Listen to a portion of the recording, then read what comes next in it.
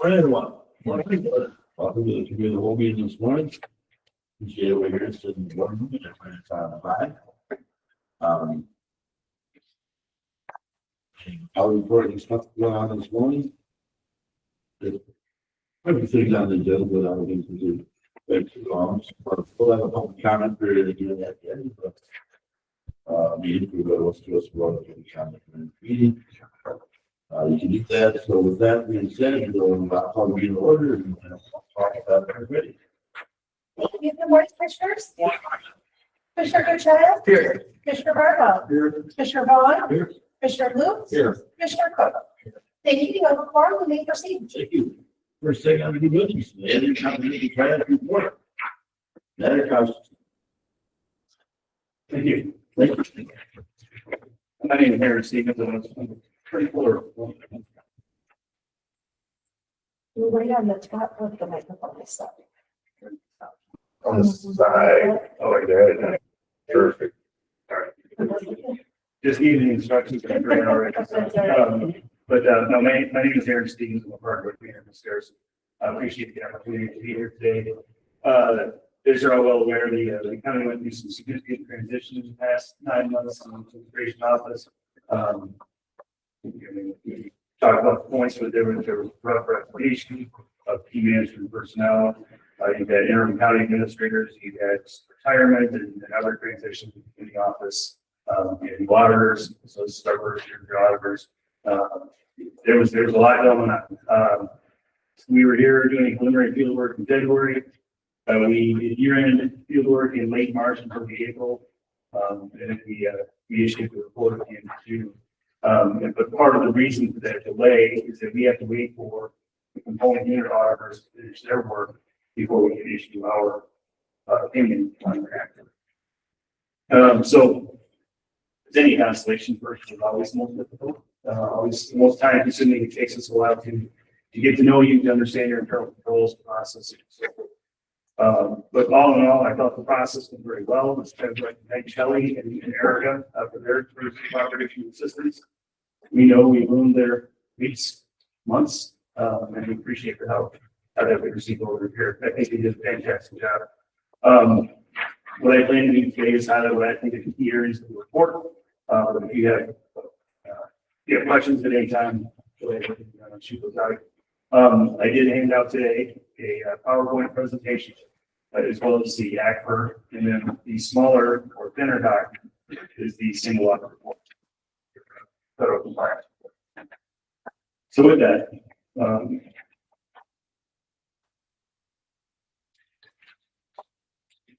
what I'd like to do today is talk about just a couple of paragraphs, 3 actually, out of the independent auditor report. We'll highlight some areas of the general fund, some charts and graphs.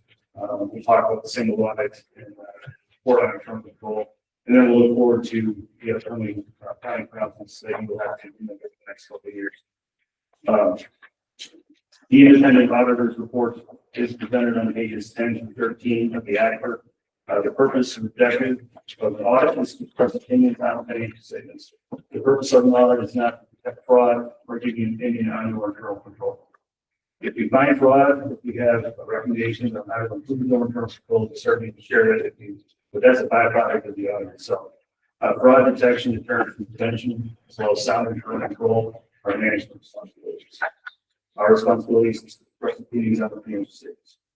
So again, pages 10 through 13, we can talk about a couple of paragraphs here. In the second paragraph on page 10, we have expressed unmodified opinions on the company's financial statements. Second paragraph starts out, in our opinion, based on our audit and reports of other auditors, the financial statements referred to above present fairly in all material respects. So that's on page 10 of the ACFR. Not the ACFR. I'm on page 4 of the handout. That phrase, present fairly in all material respects, is the important phrase. That is the unmodified opinion.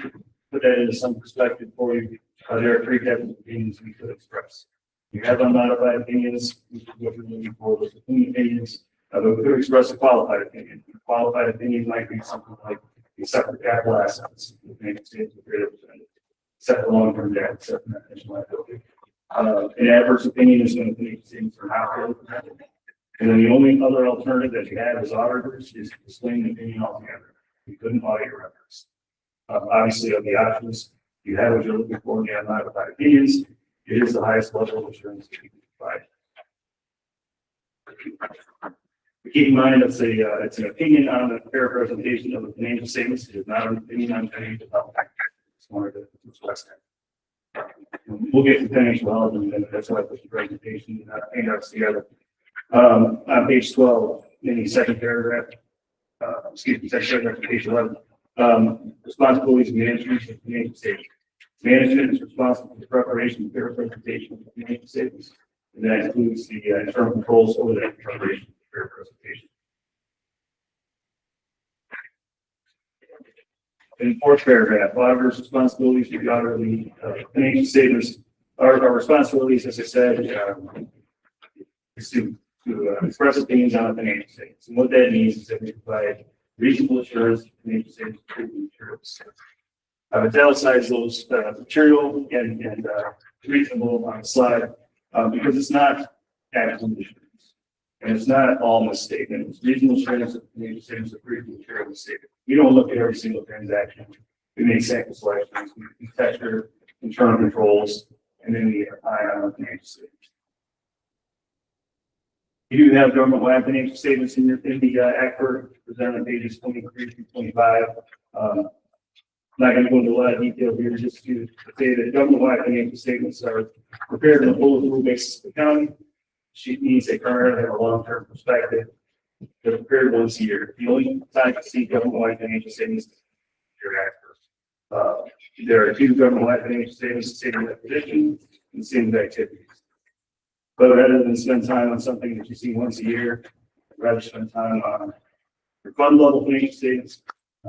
Governmental fund financial statements are presented on pages 26 to 29, and governmental fund financial statements are prepared on a modified tool basis. And what that means is they have the current financial resources focus.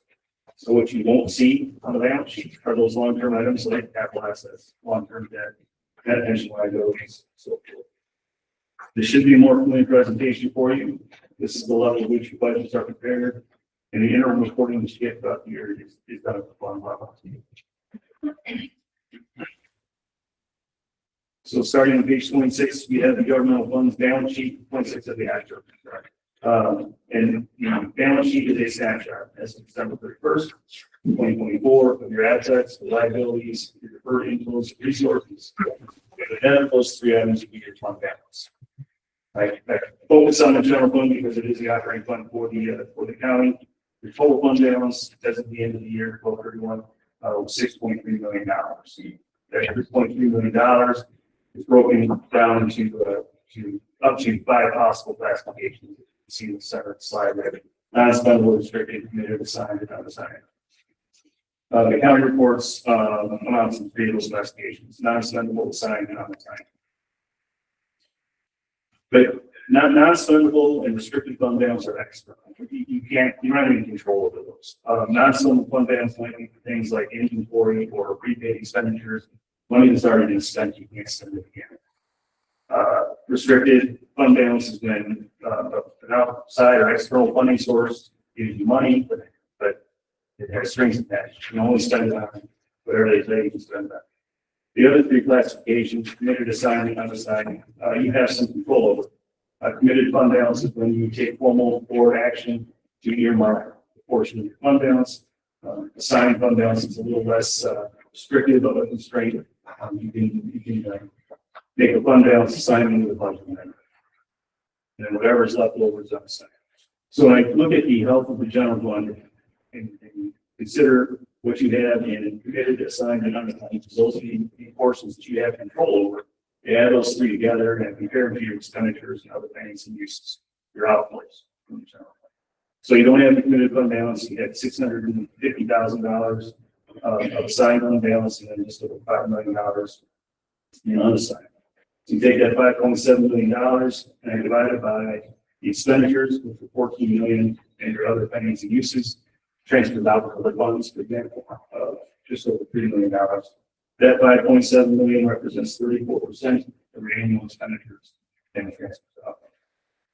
The GFOA, the Government Planning and Officers Association, recommends that you maintain a minimum fund balance in your general fund that is equal to 2 months of normal operations. 2 out of 12 months is about 17%, and the county is at 34% at the end of 2024. Now, the GFOA is a minimum, that 17% is a minimum recommendation, not a maximum recommendation. Sometimes they say that, oh, the target should be 17. The target should be whatever your fund balance policy says. So if you want to set it at 25% or 50%, whatever, you have a goal there, you should have a policy, fund balance policy. And then included in that policy should be what action steps are you taking to fall below that target threshold? This is not a moving target. I'm sorry, what? It's not a moving target. If you have a policy, I would suggest that it's not a moving target. I think it depends on your future plans, right? So if you want to get a larger project 5 years from now, I want to go to a new building and having, you would intentionally build out that fund balance. You can do that, but I think in your fund balance policy, you should have a minimum. You shall not fall below 34%. And then if we do, I would get back to 30%.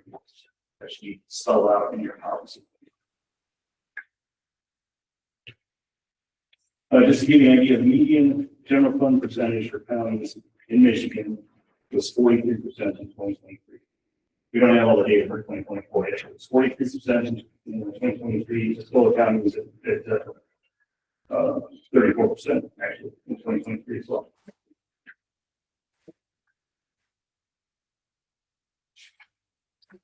Sticking with the general fund, high level overview here, total revenues for the year, $15.9 million. That was an increase of approximately $743,000 over the 2023 revenue. So about a 5% increase in revenues for the year. Expenditures, just over $14 million, actually was a decrease of $290,000 from the 2023 expenditures. So about a 2% decrease in expenditures. Net transfers out of $2.3 million. In 2023, so you had a net transfer out of $3.3 million, so about $1 million less than the prior year in transfers out. Net transfers. So the results for the year 2024 was like you used $460,000 in balance. In 2023, we used $2.5 million. This gives you a visual perspective of the past 5 years. So you added fund balance in 2022 quite a bit, and then used fund balance some level in each of the other 4 years. But end of 2024, like I said, 534%.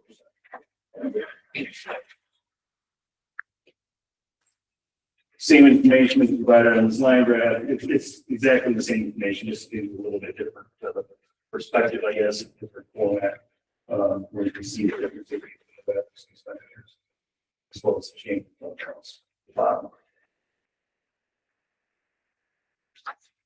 As far as the composition of your general fund revenue, property taxes at 54%. They were 56% in 2023. Intergovernmental revenue would include any federal, state, and local amounts that are coming into the general fund. 21% in 2024 was 13% in 2023, and then charges for services at 10%, with 12%.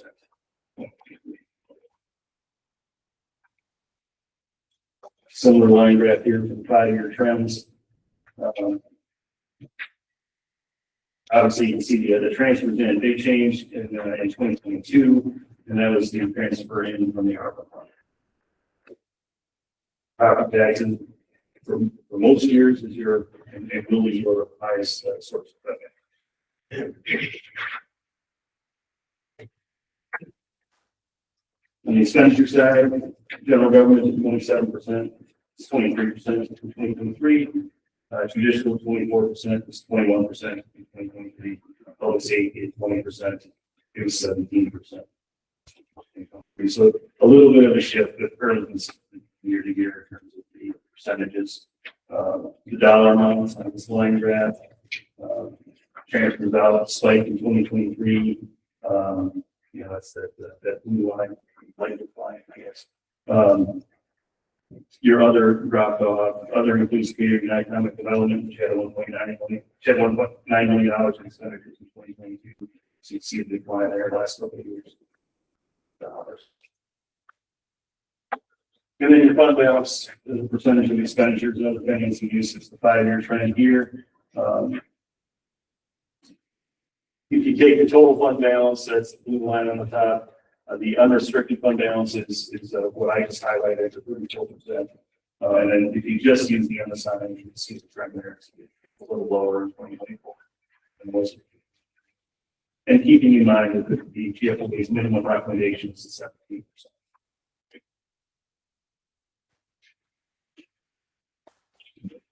All right, whenever a non-federal entity spends more than $750,000 of federal awards, you're required to have a single audit or audit performance accordance with guidance. This is that tender document that it passed out. So it's issued under a separate cover. There's 750. That threshold is increasing to $1 million. So that $1 million threshold will be in place next year. The 2025 audit. It is additional planning, testing, reporting as far as the auditing goes, and it results in 2 schedules: scheduled expenditures, federal awards, we like to call that the SEPA, or the scheduled findings and question and scheduled findings and question costs. And there's also 2 reports that go along with that: the independent auditor's report on compliance for each major federal program, and the report on internal control over financial statements. First report includes an opinion on compliance with each major federal program, very similar to the options that we have for an opinion on financial statements. We did express an unmodified opinion on your compliance with the major federal program that is already tested. That's again of the options that we want to see if we're looking for is an unmodified opinion. The SEPA, the scheduled expenditures of federal awards, is presented on page 5 of that separate cover, the general report.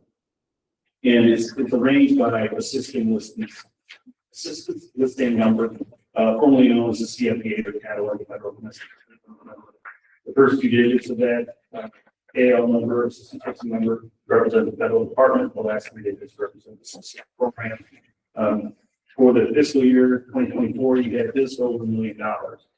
So, here I can see with the increase in the threshold, I can see county needing a single audit and not needing a single audit, and you're going to have to just turn that on a year-to-year basis. You're hovering right around $1 million. So we'll have to pay that by year. We did select the Child Support Services Program as a major federal program to test, and that one program gave us 72% of the federal dollars. We were required to test at least, or cover at least 40% of the expenditures. And that one program gave us 71%. So we didn't have the independent auditor's report on internal control over financial reporting, compliance, and other matters is presented on pages 8 and 9 of that general report. This report is required when you have an audit performance according to government audit standards. It does refer to scheduled time and question costs. Scheduled times and question costs, it really it summarizes the entire process. So this is on pages.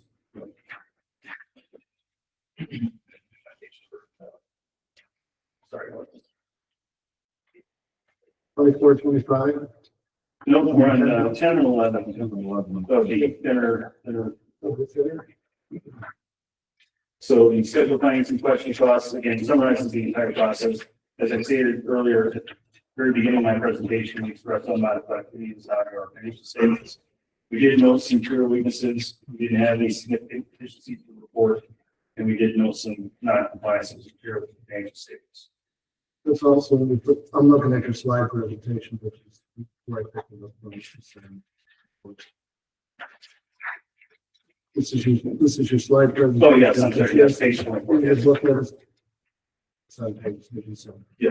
But it's also in the presentation. Yes, yes, sir. The second part of that, section 1 is on the federal awards. This is the single audit portion. No material weaknesses, no significant deficiencies, non-modified opinion on the compliance with the federal program requirements, and no other findings to report under the federal compliance. compliance audit. We did just the child support services program, so 93 is the Department of Health and Human Services. I think we did the child support services program. The dollar threshold used to type A, type B programs was 750,000. That is also increased from $3 million next year. We use that to help us with our risk assessment. So we divide up the programs into type A and type B, and we select the more risky programs to get us to that 40% at least coverage. You have to have 2 single audits in a row without material weaknesses before you can consider a lower spot fee. So that's why that last box is checked no. If you're a lower spot fee, then you only have to cover 20%. In this case, it wouldn't really matter because the one program got 72%. So we tested that program based on risk anyway, and we got it covered.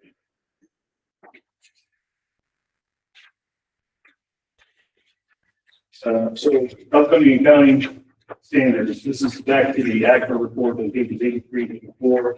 We have note 19. And this is ACRA report, but sometimes when you refer to this as the auditor from the next section of the presentation. Note 19 details out 3 new accounting standards. The accounting standards are promulgated by the governmental accounting standards board, GASB. So they write the rules and then we all have to follow them. GASB Statement 102 is effective for the year that you're in now, requires an assessment of whether a concentration or constraint makes the county vulnerable to risk. Events that have an impact on the government, such as a particular vendor going out of business that you rely on heavily, or a significant taxpayer going out of business. If it would have a financial impact on the county, so those external businesses have an impact on the county, and you have to disclose that in those financial statements. Just as an example of what that would be. GASB Statement 103, financial reporting model improvements. This is effective for your year ending in 2026. Establishes new accounting and reporting requirements related to financial discussion and analysis, how to report unusual and frequent items, some changes in proprietary fund presentation, component units, as well as budgetary comparison schedules. So some changes to look forward to. They basically revisited the GASB Statement 34, which was issued in 1999, and then corrected here in 2023. I'm sorry, 2002 or 2003. And they revisited that and made some changes to what has to be included in the act for how it's done. GASB Statement 104 on the disclosure of certain capital assets. So over the last few years, you have new types of capital assets that were introduced in terms of intangibles, leased assets, subsidiaries or subscription-based IT arrangements, public-private, public-public partnerships, etc. And currently, they're all in your capital assets on the same table. But GASB 104 will require is if those get separated out. It'll ultimately fall in the same note disclosure, but broken out separately by asset, right? Capital asset. So that was effective also in 2026. So got a little bit of time for the last 2 days. Again, I didn't duplicate the financial statement in the presentation handout. I think generally the chart and graphs are what people looking at. They don't necessarily do each financial statement. So I try to break it down and we put it into charts and graphs. But happy to answer any questions you may have.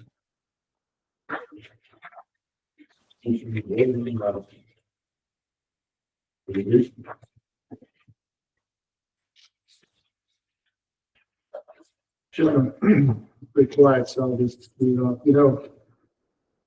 have to appreciate what the hand of this in the midst of transition. One of the things I did notice is that what was predicted by our previous report administrators actually we're seeing with some internal control updates, which if I'm not wrong, we ended up the year around 500,000 in deficit that we covered, if I recall. So I appreciate that. Wasn't expecting much out of this audit. It would be revealing. I personally been writing the comments and notes, and I see that there are some here you mentioned. But realistically, this was like driving the bus last year, and I don't think what you were employed to do. Unfortunately, this year, we have no clue where we're going financially, and you could be an auditor coming, one coming year, correct? Yes. So that would be a note that I'm sure that you've already considered, because this board has not had financial statement in 7 months. We're sitting in the middle of preparing, hopefully, for budgets. Then we have negotiations. And with that, what's coming in the fact that the county spent money for 6 to 7 months without really knowing where it's coming from, that would be a major concern. Since I'm chair of finance, I'm alluding to you, my concerns in that sense. This is nothing of information. You've done an excellent job. I've never seen one quite handled like this. I mean, it's overwhelming in terms of, as you, so what you do. Overwhelming in the presentation and probably some of the requirements you see at the board. The board did have an opportunity to review this ahead of time, also on some pages. The direction of people government conversation was up to the commissioners whether they wanted or not. But even if they were ahead of 2 days previous to this, but 3, it would have been all the way to ask to go through it. So towards the future. And I don't know what, you took the first 15 minutes going through, I don't know how to say it, but I call it the discussion of, we're not responsible for your financials, but you are because you provide us the information, that type of thing. The second half, you're right, it went quite fast. Looking at the lines and the pages and discerning where we were in 24, it seems like we passed the mark, right? So with that said, we're getting granular. Now let's look at the expenditures, the revenues, see what's left, and then look at the comments just to see what are you looking at the regular or what's changed. And I see you have a fantastic review of that. I'm just looking at page 11. The still journal entries proposed are you have a lot of entries. And so probably more than a slide, maybe wrong, but it's need to go coming. Is that correct? That's what this part is. Recommendation for the Right. It's part of the audit process. We proposed journal entries that were necessary so that we could apply and get an unmodified. This is, again, for better, this is a fairly common finding that we have. We find audit adjustments on a regular basis. Yeah, so the recommendations that your year-end was in the middle of the transition, a lot of it. And so I kind of anticipate it's something, to be honest with you. Yeah, the recommendations that we prepare better going into the audit. And then the following year, maybe 25, which we're already have to go through, and we're still before we get to its summary. You will be auditing those corrections, obviously, right? Right, yeah, we started in every year. It's an interesting, I'm looking, there's a lot of comments here, and I move forward. It was on sort of the overview of what's happened to Trustco account. And it was worded in such a sense that there's been a lot of change. We lost our financial stability. Did you believe that? Well, no, I don't. I mean, you're sitting at 34% fund balance. I saw that. I wouldn't say that you're financially unstable. You realize, and you have no sense of the projections that were projected by the previous controller administrator for the end of funding at the end of this year? But you've got your preliminary budget and your final budget. I mean, so there's. Will be in a deficit. Well, if it continues, right. So you had an increase in your fund balance in 2022. You spent in 23 and 24. You spent that down. So yes, you continue to spend it down. Ultimately, well, in reality, all we had, as I remember, the GSP funds, which is the ARPA funds, which were $1.9 million around that point. That's at the end of 25. We don't have any cash. So what I'm segueing into, I asked a direct question in terms of the competency and your concern related to the financial acumen of our administration of this county moving forward. That's been an answer you don't get asked very, or a question you get asked very often. No, But I preface this with the fact that there's been no financials, no understanding, no feedback in terms of the cash position of this county. Whether, but we knew at the end of 24 what we had to look at, what we had to work with, and it's not a lot. If we're going into a deficit, that's my concern. That's not your concern yet. Right. But leading up to something in 25 that none of us know what it's going to look like yet, because obviously we don't. And you don't have any standing to correct that. everything that we do is from here. We do. Yeah, you're in there. You're vaccinated the bus and it's over. Thank goodness, because now we have to concentrate on going forward, but this 7 months of it. As you can tell, a little bit concerned.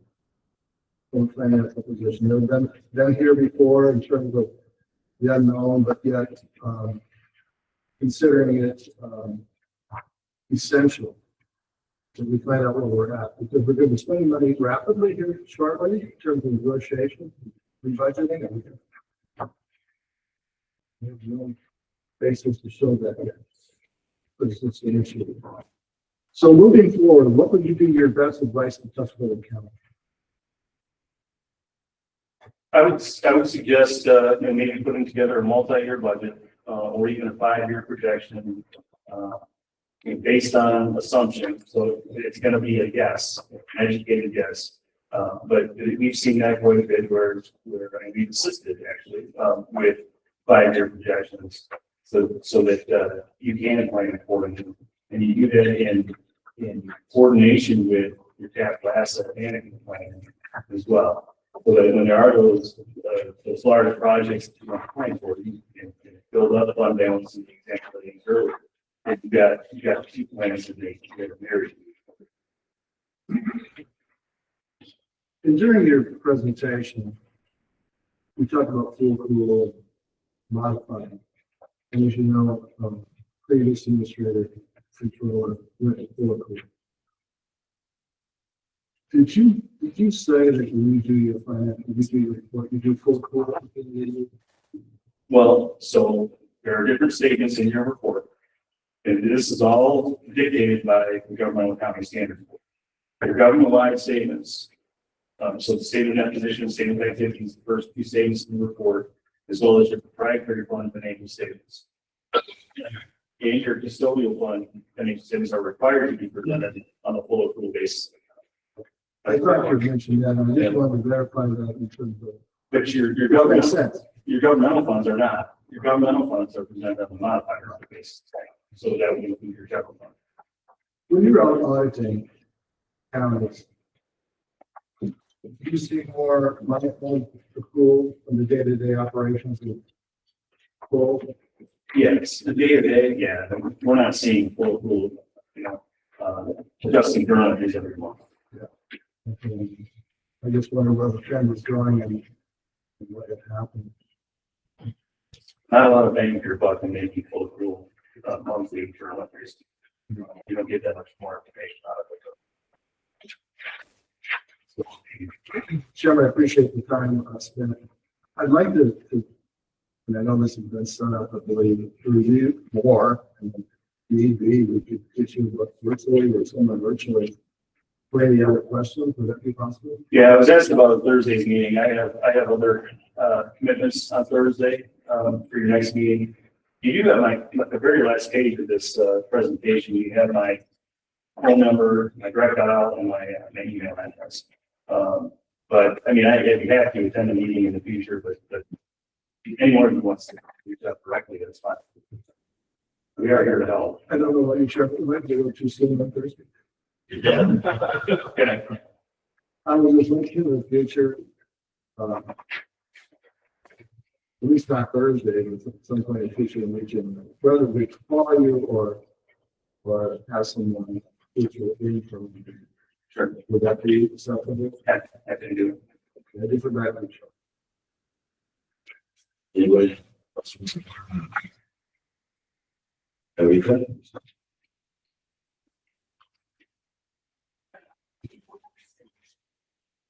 Appreciate all the hard work and all this tough task. They're going on there. Well, again, I appreciate the opportunity and thanks again to the. It was your, right, you go something, you have more questions, you want to. Sure, I know my question. In light of what's going on nationally, on page 4, Nana Custodian has signed this. Is that an auto signature or is that a legal? No, I didn't actually sign it, that is not my signature. Is this individual principal of pharmacies still there or is it just? That's, I don't even know whose signature it is. It's the same signature in every single one of our reports. Can we launch a 2-year investigation? All right, okay. Thank you. Thank you. Appreciate it. So we said, I think we ought to have an opportunity to review it. I know we want to accept it, but I'd like to make investment date or hold that till Thursday. If the board feels it's sufficient review, that's fine. If not, during the preserve our citizens. So we'll place it on Thursday's agenda, and then if you have further discussion, you'll have that opportunity. Thank you, Commissioners. Move on to number 2. MSU Ag Programming in Richmond, come update.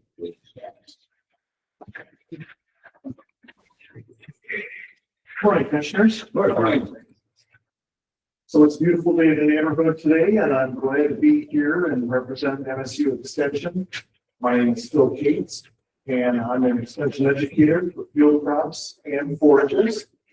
So I just wanted to start and say that obviously agriculture is a huge part of Tuscola County and our general business that we have here in the county is associated with livestock, crops, all kinds of things, ag innovation that occurs within agriculture. And how does extension and MSU extension educators like myself really come into play when it deals with MSU? Well, as you know, we are a non-credit-based information organization, part of the university. But what does that really mean for us as educators on a day-to-day basis? We make farm calls. We have direct contact with clientele from several counties, not just Tuscola County, because we are regionally based. We also have programs that we conduct on a general basis. We also have online programming that's available for people across the state where they can participate in programs that we have. So there's a wide range of ways that people can participate within MSU Extension, and particularly with the ag side of things. So I can't address things like 4-H or family and consumer sciences or other things that I'm not associated with, but I can give you some updates on what we do and what I've been responsible for and working with in Tuscola County. One of the things that I'll start with is something that was conducted just last month. And we had a grain bin and manure safety program held in Fairgrove. And that was for farmers and first responders and what's associated with grain bin safety. Now, many of you have heard, I'm sure, that grain bins can be dangerous. And usually when there's a problem with grain bin, it's not necessarily a rescue, it's a recovery. And so our firefighters, our first responders, they need training on that, and we provide that training for them. And we get rave reviews from all the firefighters and the farmers associated with that program. It was a full house. We were at our maximum capacity. We had someone that was a trained firefighter. He trains firefighters and was responsible for emergency management, came from Iowa State to conduct that program. And so we feel comfortable that the training that your first responders in the county received was exceptional training. And they really appreciate the fact that they can have hands-on work that's done. And so I was there for the entire effort, And I really believe that it's something that can save lives in the future. So that's really a big thing that just happened. So what else has been happening? How else do we really work with farmers and ag businesses in the county? We have restricted use pesticide training. And everybody knows the pesticides usually make the headlines, and we want to keep that from happening. So we want to provide excellent information and education so that they use those properly and efficiently and use them according to the label, which is also the law. So that's what we do as far as us. And we provide them with the training so that they can be certified by the state of Michigan through the Michigan Department of Ag and Rural Development. What else do we do? We have, I'm going to call it the premier farm and agriculture research center in the state here in Tuscola County. And it's the Saginaw Valley Research and Education Center located just to the west of Richville. That place is full and has programs virtually every single week of the year. And not only do they have research conducted from MSU and MSU Extension educators, but there are agribusinesses that have meetings there and provide training for people across not only Tuscola County, but the entire Thumb region. We have a crop and pest update. That's a large meeting that is held, to talk about weeds and pests. Weeds is the number one pest. The second thing people want to talk about are soils, and so we talk about soils. We also have other things that we do across the counties. Some of these are regional, and one is called the Thumb Ag Day, held in Ubly, which pulls a lot of people from Tuscola County. We also have soybean wheat trials that are held and harvested. And these are research trials to help the farmers be more efficient and do what they do. Now, I have trials that I conduct myself. I've got an alfalfa hay trial being conducted in Tuscola County right now. We're looking at harvesting alfalfa 4 times. It's always a challenge to harvest that because it's not easy work, but we're doing that. We also have a soybean trials, and I am conducting those in the area. But there's one program that I haven't highlighted that I've talked about here in the past, and that's the virtual breakfast series. That is an online program, and in that online program, these are numbers from last year, over 5,400 live participants. Those are people that log on at 7 a.m. on Thursday mornings and hear research information, weather, and then ask questions based on what's going on across their farm and across the state. There were over 5,400 YouTube video feeds that were viewed last year on that program. There were over 7,300 extension page views of the program. We also have a podcast for recordings of 1,490, and then over 2,600 live Facebook participants. That's nearly 20,000 people that participated in that program. So we're reaching a very large portion of the farms across Michigan. And not just the farms, but the agribusiness people that are associated with more day-to-day contact, because as a regional educator, it's hard for me to reach somebody in Bay County, Aranet County, Saginaw County, Genesee County, if I'm not located there. So the agribusiness people really take our information and use that as a conduit to get research-based information out to the farmers. Well, where does Tuscola County sit in there? You were the number 4 county across the state as far as live participants.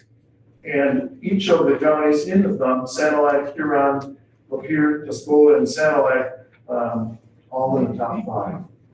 So I feel that you're well represented, because I know farmers, they're not confined to county lines, and many times they'll farm across county lines too.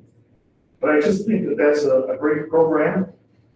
Not only is it a great program, but the farmers value it, and I do an evaluation at the end of the year, and I had 42%, I had nearly 50% participation of those that actually participated fill out the questionnaire. And of that, 99% said they increased knowledge, 37% they've made changes already based on the information, and another 42% said they plan to make additional changes based on what we presented.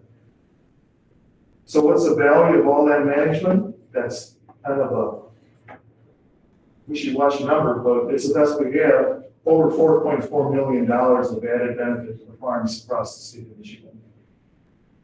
An average of about $4.61 an acre, which every dollar counts when it comes to farming, because it's very difficult to make a profit this time of the year.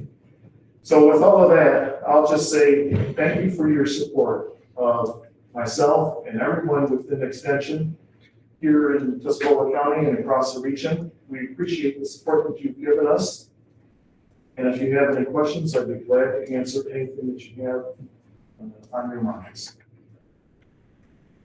Any questions from Mr. Garrett? Do I have a couple of questions? Sure. So if I just County, when you're out, what is the trend now in Tuscola County? What has it been in terms of the normal farming practices versus organic? Do you see a shift going towards organic? I think there is an increase in organic as far as the number of farms that are looking at organic, but I wouldn't say it's large production organic. Many of the farms that are going towards organic are rather small farmers. And in regards to our commercial farms that we have across the county, I would say the non-organic is getting larger. The organic farms are a smaller niche. And the reason why is because their pest management is a major concern, and that's weeds and insects. And it's difficult to control weeds and crops without use of a chemical or some of the other cultural waste that we have within Extension have recommended. So I think organic is growing. There's a very strong population and segment in Tuscola County that is organic. And I find that, and they're very profitable at the same time. So the county is strong in that. Overall, across the state and the nation, it's growing incrementally, I would say. So with that statement, would you agree that the herbicides and pesticides used in Tuscola County is increasing versus decreasing? There's no way for me to tell that. Let's just hypothetically think about it. Hypothetically, let me say that the farmers are being more efficient on the use of their pesticide use. When I say more efficient, every dollar that's spent on a farm should be accounted for. There should be a return on each investment that they make. And farmers are not inclined to spend dollars needlessly. So if there's a pesticide that's being used, there's probably a good reason for it. All right, I'll take that as yeah. Which means also that geophosphates are probably on the increase as well. I don't know that you can say that they're on the increase. They have been used and are part of the landscape that we have here today. The Saginaw Bay is an impaired waterway. Phosphorus is one of those nutrients that is being used, and I believe that there are recommendations from us and others that would say that we could use less phosphorus in our fertilizer programs across not only this area, but the state. Which just begs the next question. The fact is that obviously in agriculture, I'm not making any decisions based on this statement, but if you follow the money, you opened up and basically said farmers don't make decisions unless it's the money generated. I said they should, not that they. Believe me, they're not in business money unless they do, because they have to weigh that extra cost, Right. which is the return on what they're spending. But the interest of the people in terms of their health has always been a concern, especially when you talk about geophosphates and others, including the wells and whatnot. Because I know that even to be organic, you have to have your well water tested and you can't have geophosphated, which is pretty rare today. Would you agree with that? Well, you said that the wells are being tested. Organic, well, at least I know to be certified yet. Okay. I would say that most people across the county and across the entire state of Michigan do not handle water tested on a regular basis. They test it for bacteria, which is not necessarily what you're talking about. So pesticide use that's being used today, is there toxicity with pesticides? Every pesticide has a toxic value. There are many things that have a toxic value. Table salt is toxic. We have other things that are used that are toxic. So you have to weigh what is the value versus the impact. That's the way farmers should approach the use of any product that they have on their farm, including pesticides. But I can agree with some of that. Table salt probably is the best example. There's not an MSDSU on table salt that I know of. But as you see where I'm going, in terms of Tuscola County is not advancing other than the small units in terms of organic. Is MSU involved in any of the certification processes with any of the organic certifiers at all? We are not part of the organic certification process. I have one of my former colleagues that is a certifier and works with them directly in this area. So to say that we are directly involved, we have research that's done on the organic side of things. We have organic that is part of the university, but as far as my role, I work with all the research, whether they're organic or inorganic. So I look at it as I don't necessarily follow the money, but I go where the calls and the concerns are from the people and what they have as far as their backyard and what they're concerned about. Well, that said, it wasn't concerning you or MSU following money. That's agriculture, okay? Because of the risk reward versus organic versus traditional. And I was just exploring to see if you're minimally involved, anybody in the MSU who can promote organic or not. It sounds like, you know, whatever you call it is. There are people, their entire programming efforts are all organic. I'll move into one last question. Sure. You talked about the fourth cut of alfalfa. Are you using baling, chopping, or both? Well, for this particular program that I'm looking at, this is strictly for haylage, which is chopping. Okay, I'm just, look, a little bit. Well, that's interesting because normally, like this year, they'll get more than four. Maybe. There are risks associated with going more than 4 cuttings of alfalfa. Alfalfa is a perennial crop, and the more times you cut it, and if you cut it more often, you will decrease the longevity of that crop across maybe instead of 4 or 5 years, you may be down to 3 or 4 years. Well, that makes sense, only because I know that in the organic side, much more is taken, but it's not 4 or 5 year taken at all. It's been over something else. I just was curious in what direction it's going. I have no further questions. Jim. Anybody else want to do any questions? All right, thank you, gentlemen. Thank you, Jeff. And I have my colleague, Dr. Jared Jabor, is here to talk about the livestock industry. Good morning, Commissioners. So as Phil said, I'm one of his colleagues on the livestock side, so I'm the DP systems educator based out of Salem County, but cover statewide responsibilities. So I'm going to touch on some of the beef stuff that I've been doing here in the thumb, and then maybe some of the other stuff that I partner with for the other members of our A team on the A side of the series selection. So some of the programs that Phil mentioned, Thumb Hay Day, we partner with the crop side and bring some livestock education to our producers here in the thumb that was in public. Throughout the winter, when our producers aren't out in the field, they have a little bit more time, so we try to target them to do some education there. So we continue to do our feedlot educational series that I've talked to you guys about in the past.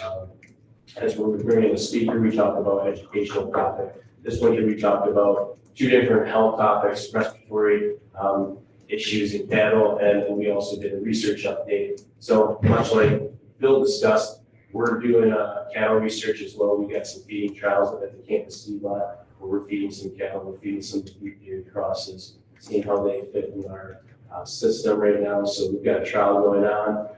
Like I said, we did a presentation on our previous results. So this will be currently our third trial since I've been here in the last 5 years. So trying to continue to bring new cutting edge research to our producers. Along those lines of beef education, over the winter months and through the spring months, every 3 years, cattle producers need to recertify beef quality assurance to maintain that certification so that it's up to date. So we started a 3-year cycle, so this would have been another 3-year cycle. So a lot of our producers were coming due for that. So we've been doing a lot of education there. In the thumb alone, I've done 2 trainings in Tuscola County at Biagio's, and then we have another meeting in Hubley. We have pretty good attendance for that. We had roughly 30 to 40 producers at each of those, so that was really well attended, getting those people certified. They also had an option to do that online, but a lot of those folks like to come out and do it in person. So we cover basic husbandry, anywhere from how to deliver medications, how to properly handle animals moving through the facilities, talk about nutrition some. So we kind of cover all the basic husbandry topics in those situations. Another thing I wanted to talk about just in general for the Animal Ag team would be the E-Rail program that we have. So that's emergency response to accidents involving livestock.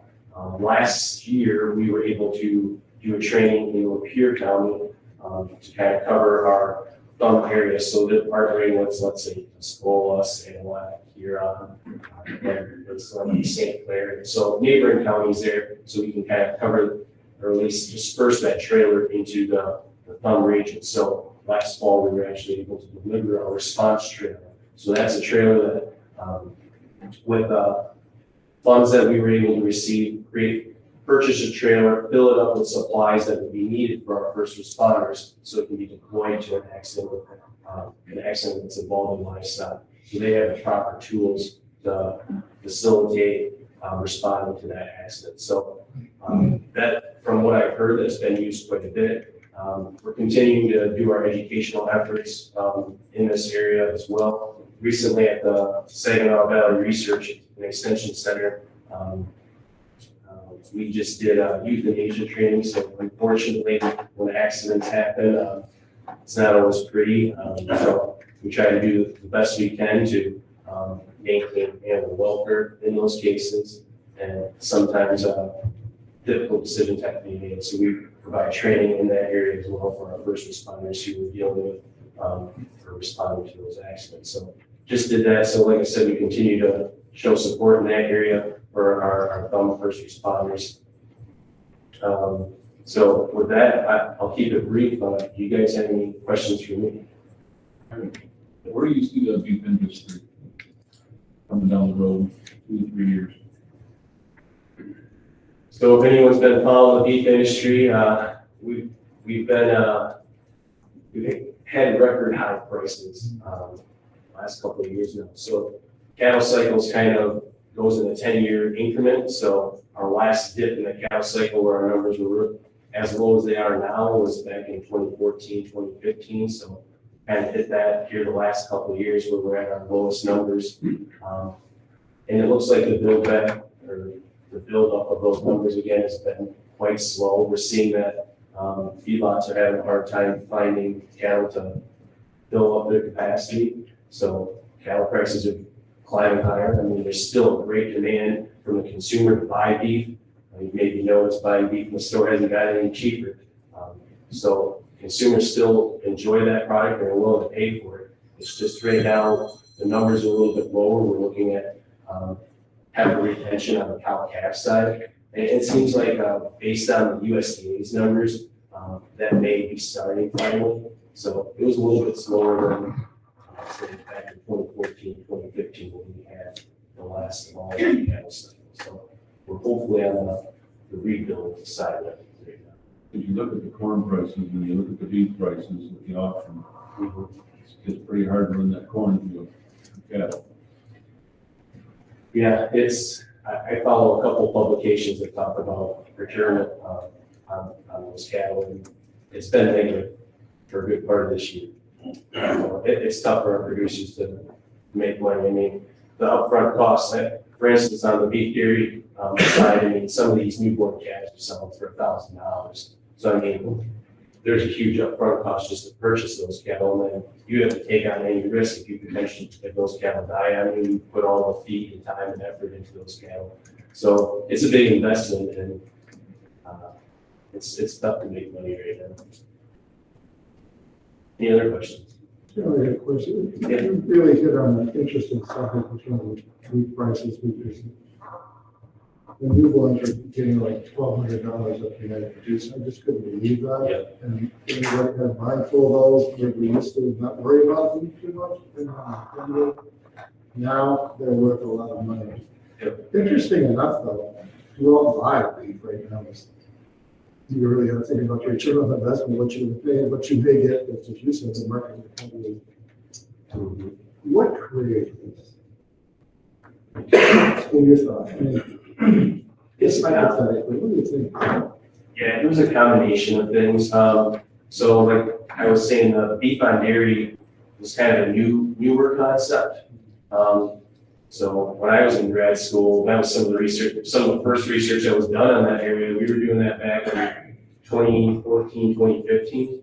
And it's right before COVID started, it was becoming a dot. Your producers were looking for other opportunities. Sex semen allowed for that to happen, so they were able to make their replacements and then look to make profit on those other calves. So it was kind of a culmination of factors. And then if you look at it right now, where we are in the cattle cycle, there's a demand for those cattle.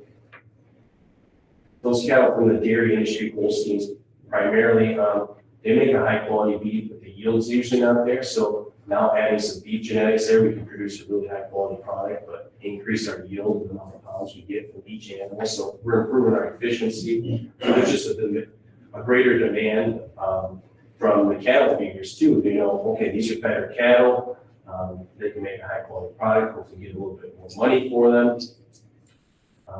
One of the things that we're looking at is it actually worth paying all those high upfront prices? Are they getting a return?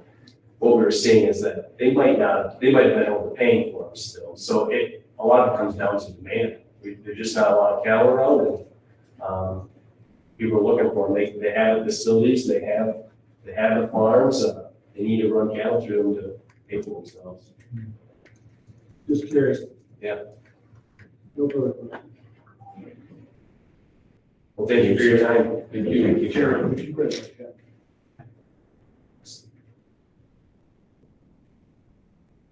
Thank you for all that.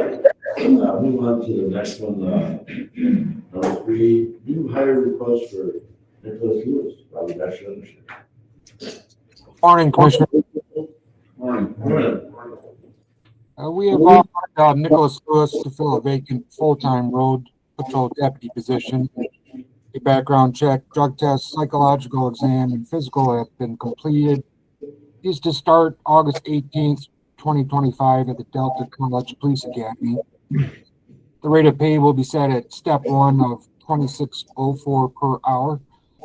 And the grant through the Public Safety Academy Assistance Program was applied for on his behalf to offset the academy cost.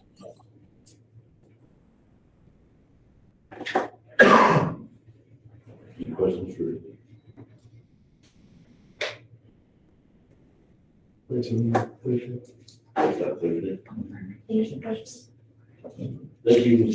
you, Robert. Courthouse road request.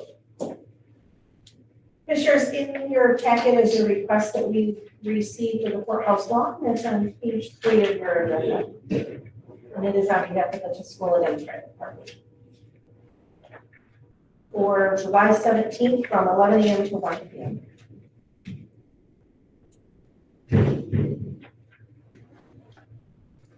Chair, I have just comment, of course. That's my kind of way. I'll wait. I didn't want to do this. probably thinking the way maybe I was thinking of maybe someone else, but, you know, I reviewed these requests of late, and professionalism seems to be lacking, and there's always an underlying intertwining message. In this particular one, if someone from Georgia, done any homework, just Google, not to judge the representative of what he's done or what he hasn't done, but it is somebody from Georgia, that probably has implications in Michigan as well. But the guidelines that come along with these, which I just find at times reprehensible. The bottom of this one says, good trouble lives on. If that's not a byline that promotes thoughts of the nation, the state, and many other things, I find that reprehensible. But that is my opinion. And I'm sure I represent some of the people in the district, and if they happen to see this, what does this mean?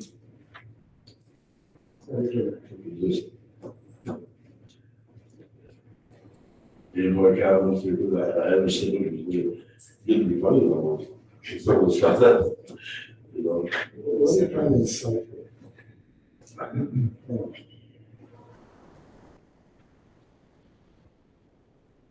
Is that agenda? Yeah. Consent agenda, thank you, commissioners.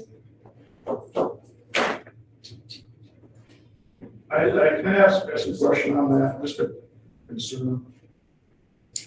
I see that it's, what, is it from 11 to 1? 11 a.m. to 1 p.m. Is there any court going on? July That's 17th is, I don't know. I have to, I don't remember a rally being approved on a normal business day, and like Saturday, Sunday, we've had stuff on the lawn before. I think that we should just caution them if they need to maintain a certain level of calm or quietness while there's court going on, because they may be asked to leave. I don't. I just received the request. I understand. It was on my desk, so I'm just presenting it. Yeah, I'm just, from my perspective, it's gonna be during a normal business day, there may be work going on if they're loud or anything. So I know, the bailiffs sometimes will chase people away. This Chairman, there's no guidelines in the county for requesting. Not to my And that's a knowledge. good example of a guideline that probably is a precedent, but once you break that precedent, you open it up forever. Right, and I'm not saying they're gonna be allowed, it could be any group. If this was any group coming out on a normal business day, I would ask the same. If there was sport going on, you know, maybe the judges might have some concern over noise. But Chairman, I'm certainly, it would certainly get an idea if there is something going on in court and probably from the judge's position. Chief Judge. The request can be forwarded to the court administrator. I'll be glad to do that today. Deputy Anderson is aware of it. I'll resend that to him and share. And we go back on 30, and Okay, we put it on Thursday's agenda then? Yeah. Thank you, commissioners. Thank you.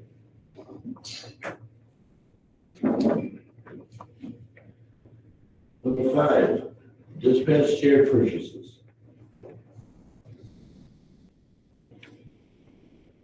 Good morning, commissioners. It's, much like any tool we use in dispatch, things get worn out, need replaced. The chairs that our dispatchers currently use, those are special chairs. They're built to a heavier standard, better quality, they're 24/7 chairs. Quite literally, our chairs have a person in them 24 hours a day, 7 days a week. The current chairs that we have are over 10 years old. I've had to resort to cannibalizing chairs to accommodate and make one usable chair. So I reached out and had done some research, and I'm looking to approve the purchase of 5 chairs. Just want to make sure I have the other quotes here, but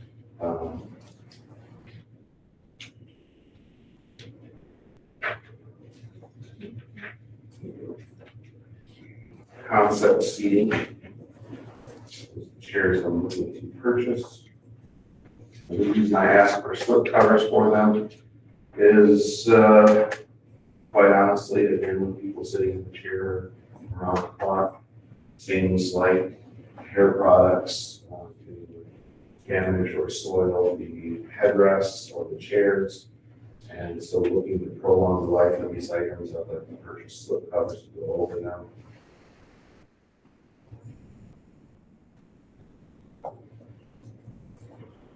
Do you have any questions? Chairman, I have one. Go ahead. Where's the money coming from? Well, this was actually an item that I had noted in my 5-year capital outlay plan with Neil. So it will be coming out of line number 970, which is the capital outlay.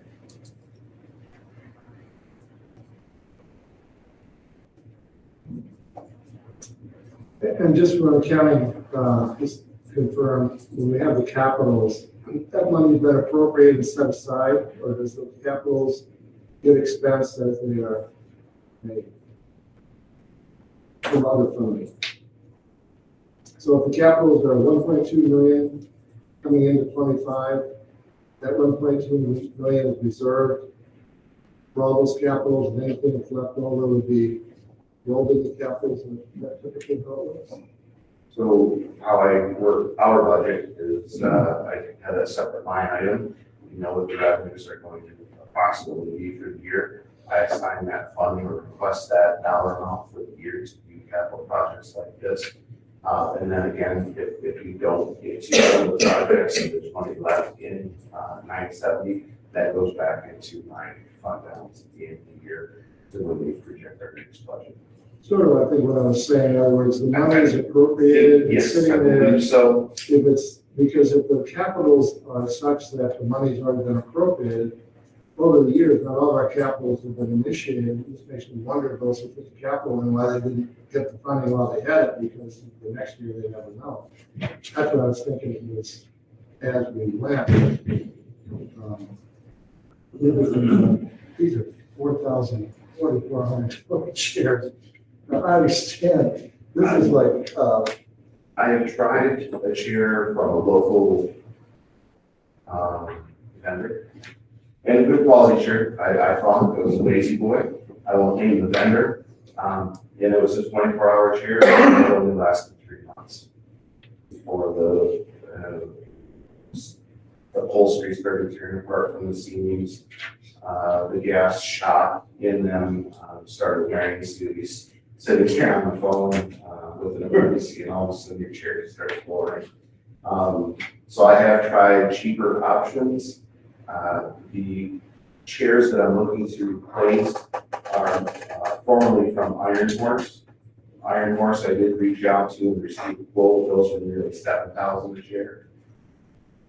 So I'm kind of going in the middle here. We're going to give this company a chance. well, if I look at the wrong quote, this is Iron Horse, 5 Iron Horse for 44 each. Is there another quote in there? So Iron Horse, if you buy it from them directly, for some reason they're more expensive. But Concept Seating has their own chairs. Oh, I see. Sounds very warranty on these. So these have the highest weight capacity of anyone that we've researched. There is electrostatic.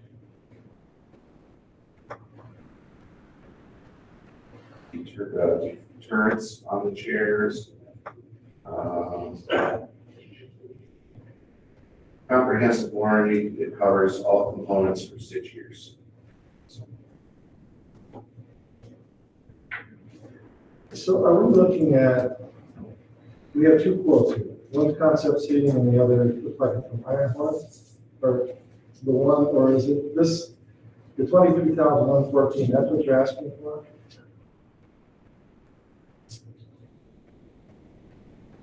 Because if you look down at the concept seating, I'm looking for something that would cost $4,000. That's not missing it. They're all under two. That's what you're talking about. I'm just, Guess I'd have to look at the information I sent to you. Andrew, Charlie. well, I can brought up on the screen. It's just, did it not, Ian, did it not be brought up on the screen for a moment? Sure. The concept seating pricing, I mean, it's a busy spreadsheet, but Yes, so though, yes, I don't have that sheet in front of me. But I believe I had marked which chairs specifically I was getting on my spreadsheet that I don't have. we're all, there's several marked with the orange mark. So that was, because they had sent me, I had asked for several different chairs to compare. Some of my staff wants chairs much like what you're sitting in. Some prefer a task chair, which is kind of like in comparison with a high top table chair or a stool, bar stool type with a footrest. So the orange colors that they highlighted are the GSA pricings. So, say the list price on the top, all of them, the very top of the sheet. It shows, 4,052, but the GSA cost is 1,600. Correct. So that's far, multiply that times 4 or 5, that's far less than 22,000. Is that the same chair? So I believe the sheet you were talking about, the Iron Horse, was this one? Yes. Well, Okay. 23, and then the next one No, down. the concept seating should have been marked down. That's Iron Horse. Could you redo this and bring it back? Sure, I can do that. They have a specific quote I say to United Group. Yeah. Not the concept seat. Okay. Right. Right. Yeah. Yes. All right, I'll read you that and bring it back for you. Does that make sense, John? Yeah, I thought it was included, my apologies. Can you bring them back to us Thursday, then? Yeah, absolutely.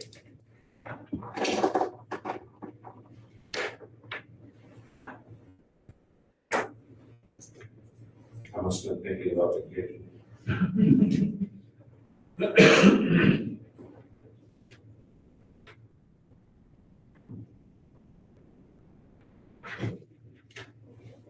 Dispatch door replacement. Yep, so this is something that kind of we've been nursing along with some Band-Aids. Mike's crew has been exceptional to whenever we have incidents with our door. And I do want to apologize about kind of vanilla on the description of the store, so I want to talk about security issues with our building. But we started having more and more incidences where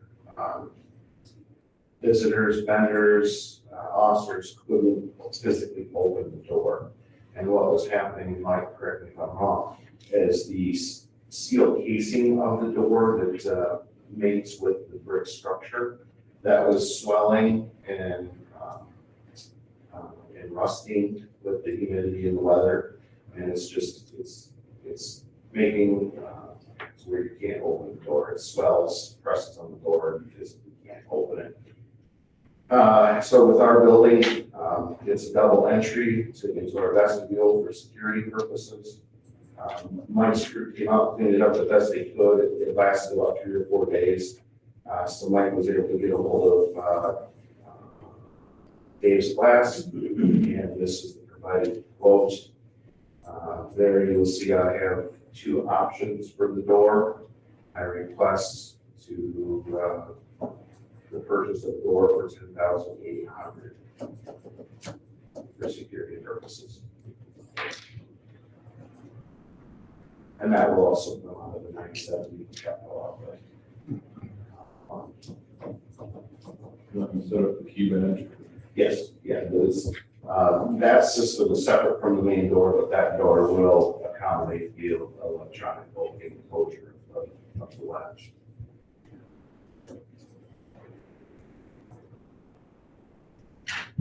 Chairman.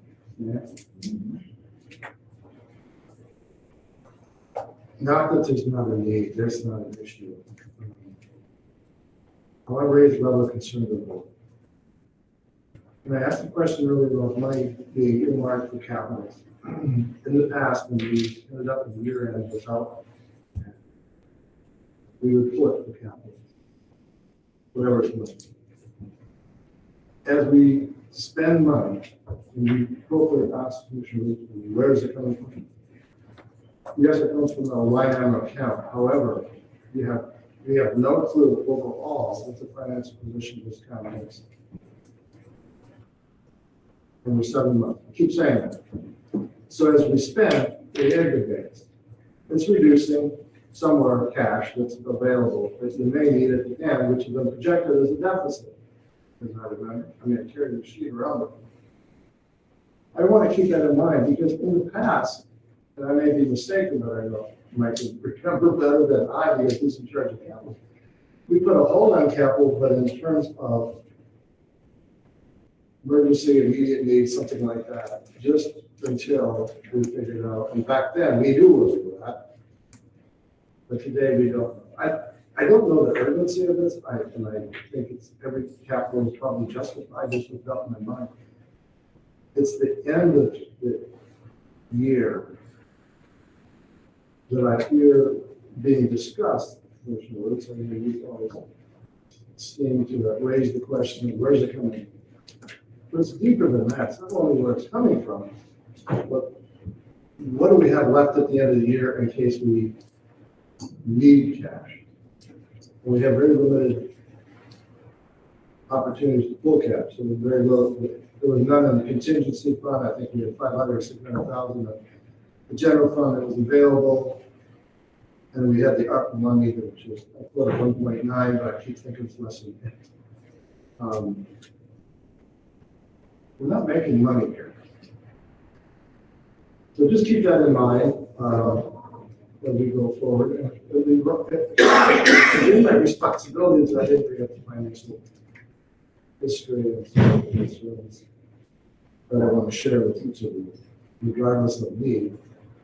But I felt a lot better if we knew what position our cash is in, projected out as. Anything Stephen says? So I can answer a couple of those questions. The importance of the stores, it's the outermost door or the first door you come to at the dispatch location. So without that door, our only area for ingress and egress is off of our patio, which totally circumvents the safety and security procedures and policies and barriers in place. So that's the large concern.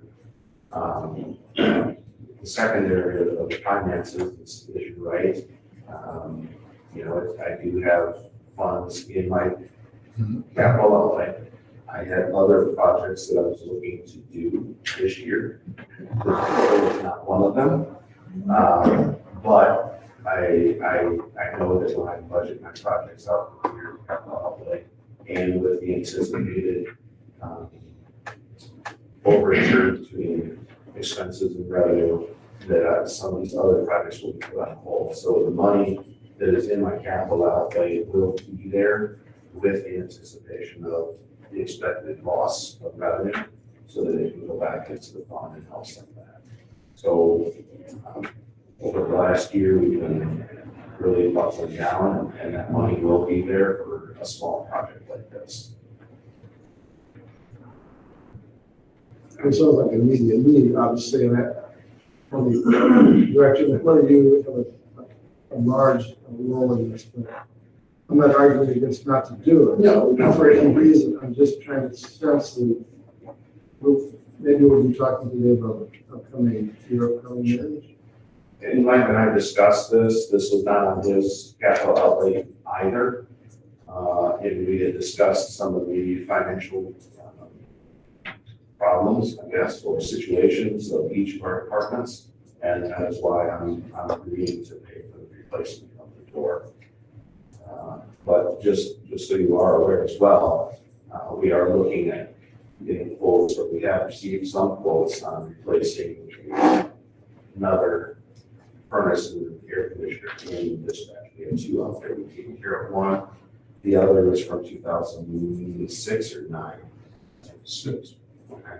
So it's 19 years old. It's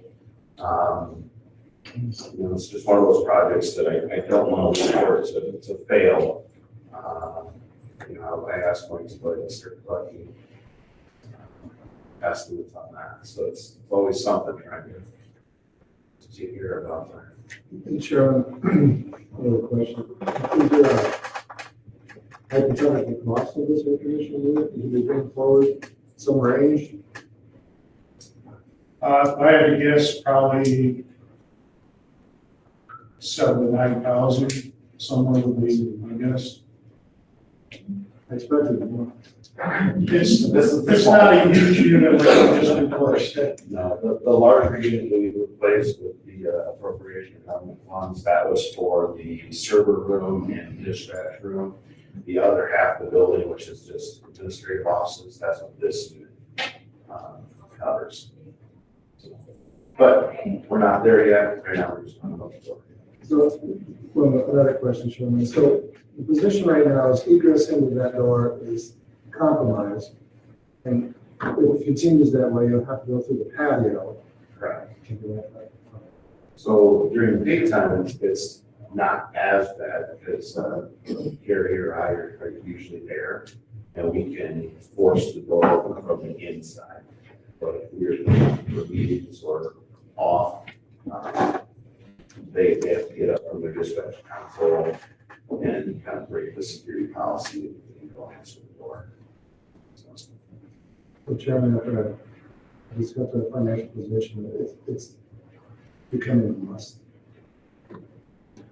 To maybe answer the question about your special bid. Erica, is it true that the capital outlays are put into an account ahead of time?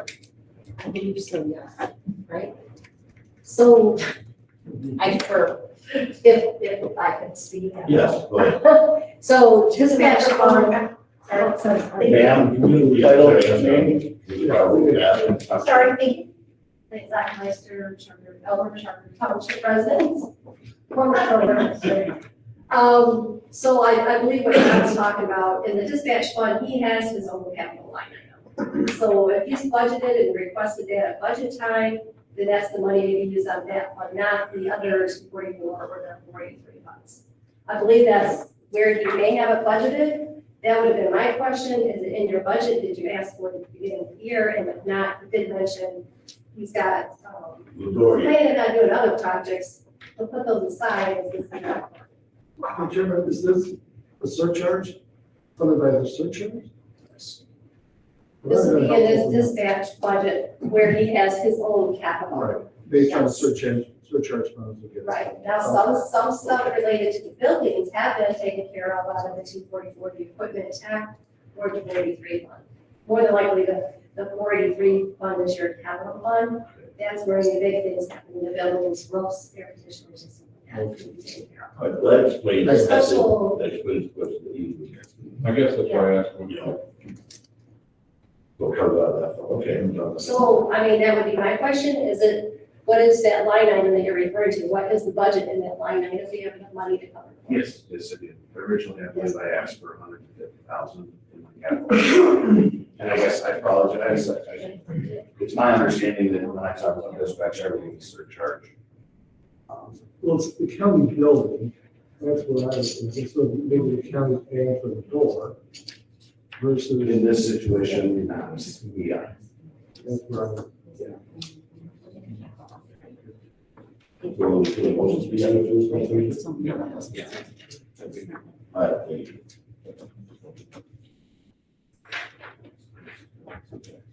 Okay, Eagle Scrap Red Agreement, Magnolia Golden Grounds.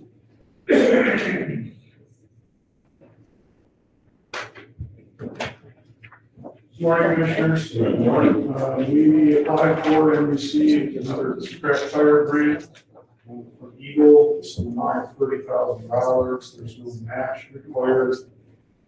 This will fund, it has already provided scrap tire collections throughout the county. We're going to have, I think we have 8 on the schedule for the summer. And that money will be used to pay for this. We just need the board's approval and assurance.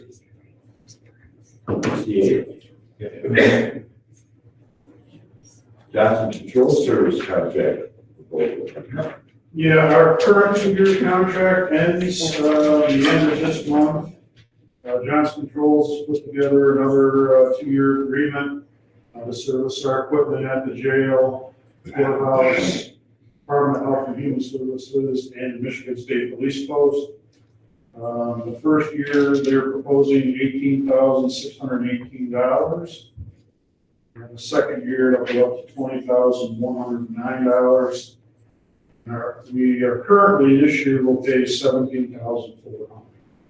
And this provides, one benefit it provides is reduced labor costs anytime we call them for anything other that's not covered under the contract. But also we have, once a quarter, they come out and do inspection of all of our equipment at those buildings. They can do all the testing that's required of the buildings. And then we have 2 visits per year from the technical side that checks all the controls. It's all computer controlled. So they go through all the electronics and make sure they're all working. It's basically just a preventative maintenance program on the equipment and the controls. The controls side. We've had this agreement for a number of years. But we feel it works. Any questions from the council? I think what you give, John, right? I think what you gave us, I was looking at the 18 to 20. It says the 18 to 20. It's like a 6 to 7% increase per year, correct? Yeah, roughly. I mean, I'm looking from the 18 to 20, that's what caught my eye. Oh, I have a question. I don't know.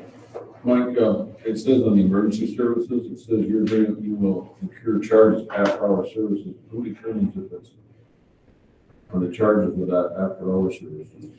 And what's their hours? I mean, It's a normal like 9 to 5, anything after 5 o'clock.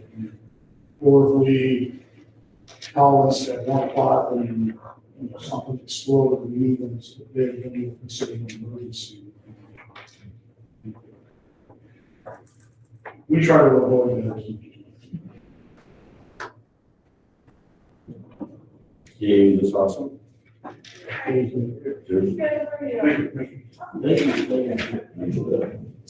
Number 9, what's your election? Dispatch. Ed Hunt, Cottonwood Township. Good morning. First off, I'd like to clarify something that kind of got through the rumor mill. I'm in no way here in objection to central dispatch, a millage question for them or anything. I'm here to address the wisdom of these continual special elections.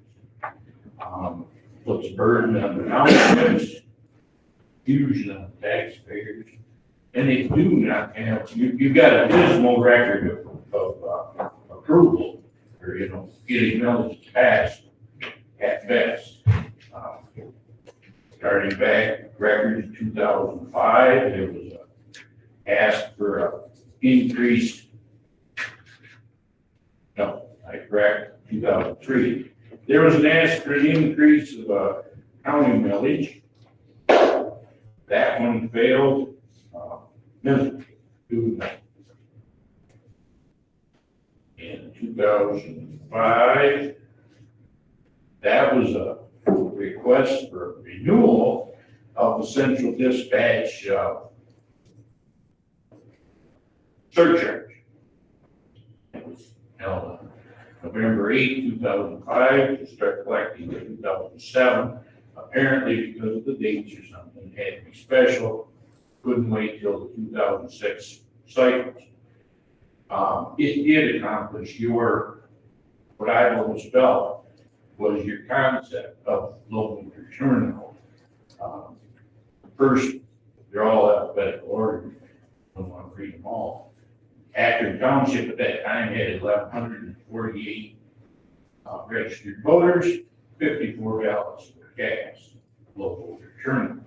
That proposal did pass, but it was a renewal, it was a new millage. Let me see, we can go on.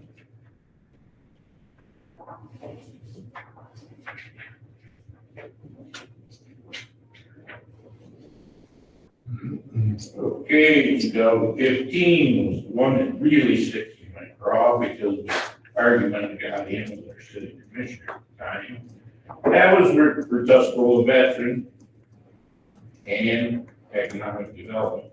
We were told at the time economic development didn't get that special millage, they'd be out of business in 6 months. They didn't get it. They're still going. Veterans veterans millage did pass. So that election was basically a wash. There's a couple of them here I don't have even passed or whatever. Just got a copy of the sample ballot from, these were increases to replace existing and increases. I believe both of those passed. August 8th, 2017, Senior Citizens Program millage and Sheriff's Road Patrol millage. Now we're on to the nice one, the jail. August 8th, 2023. Your first jail proposal, I believe, was in November 22, failed miserably. So then you had to bring it back to special in August 8th, 23. That one failed more miserably, and since then the drama to the jail is going away. Now we're here with Central Dispatch, and I'm getting my information from the advertiser, which unfortunately less and less people read that all the time, but I still do. The first words out of everybody's mouth is, well, the county will pay for these elections. Well, everybody in this room, or most people in this room are residents of the county, all of us with elected offices, by virtue of our offices, are residents of the county. So we pay for it. But that's not necessarily all true either. County pays for ballot printing and so forth and so on, some publication. Townships are responsible if we never got reverse printing of it for workers. Clerk, we've got precinct. Our clerk put together some figures in 26, comes up that this is for minimum workers, 2 precincts, $2,642. Doesn't include mileage to carry on election night, mileage for ballots, so forth and so on. 80 hours required for if we don't have a clerk, if the clerk's unable to staff the hall and we have the deputy clerk, then that's an hourly rate. Now, $2,642 isn't going to sink our daily township. We run better shift than you guys. But when you total it, when you multiply that figure by 23 townships, it comes up to $60,766. Add in 2 cities, it's $5,284 for a total of $60,050. That's real money. When you can't even buy chairs and doors. So, your auditor just told you to come up with a 5-year plan. 6 months ago, we had an election, you might have been well aware of it. There was no Central Dispatch millage on that. I know you talked about it last August. The ballot was pretty full. There was no proposals out in November. You may be well aware that a year from now, we're going to have another election cycle. Why do we have to consider these special elections?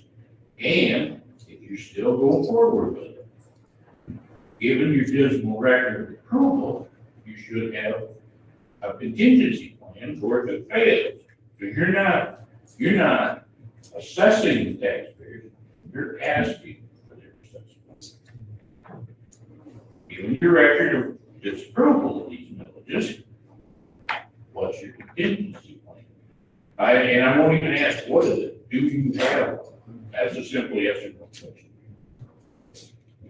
Yeah, Okay, what is it? And why can't we use it for the 6 months or year to get to the next election? So, and it's still been discussed with the board. We haven't said we're doing a special election. We was all. right, but I, haven't discussed. right, and I can't wait until you have decided it, because then it's too late to do that decision that's here today.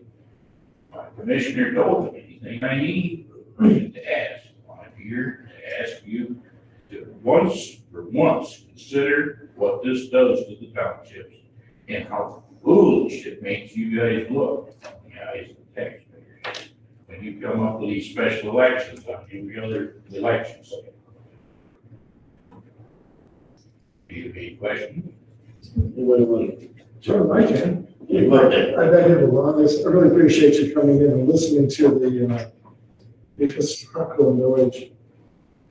I wasn't there in 2003, but I remember the 3.94 millage and I remember that. Yeah, prior to all these special earmark villages that used to call, as we call them now.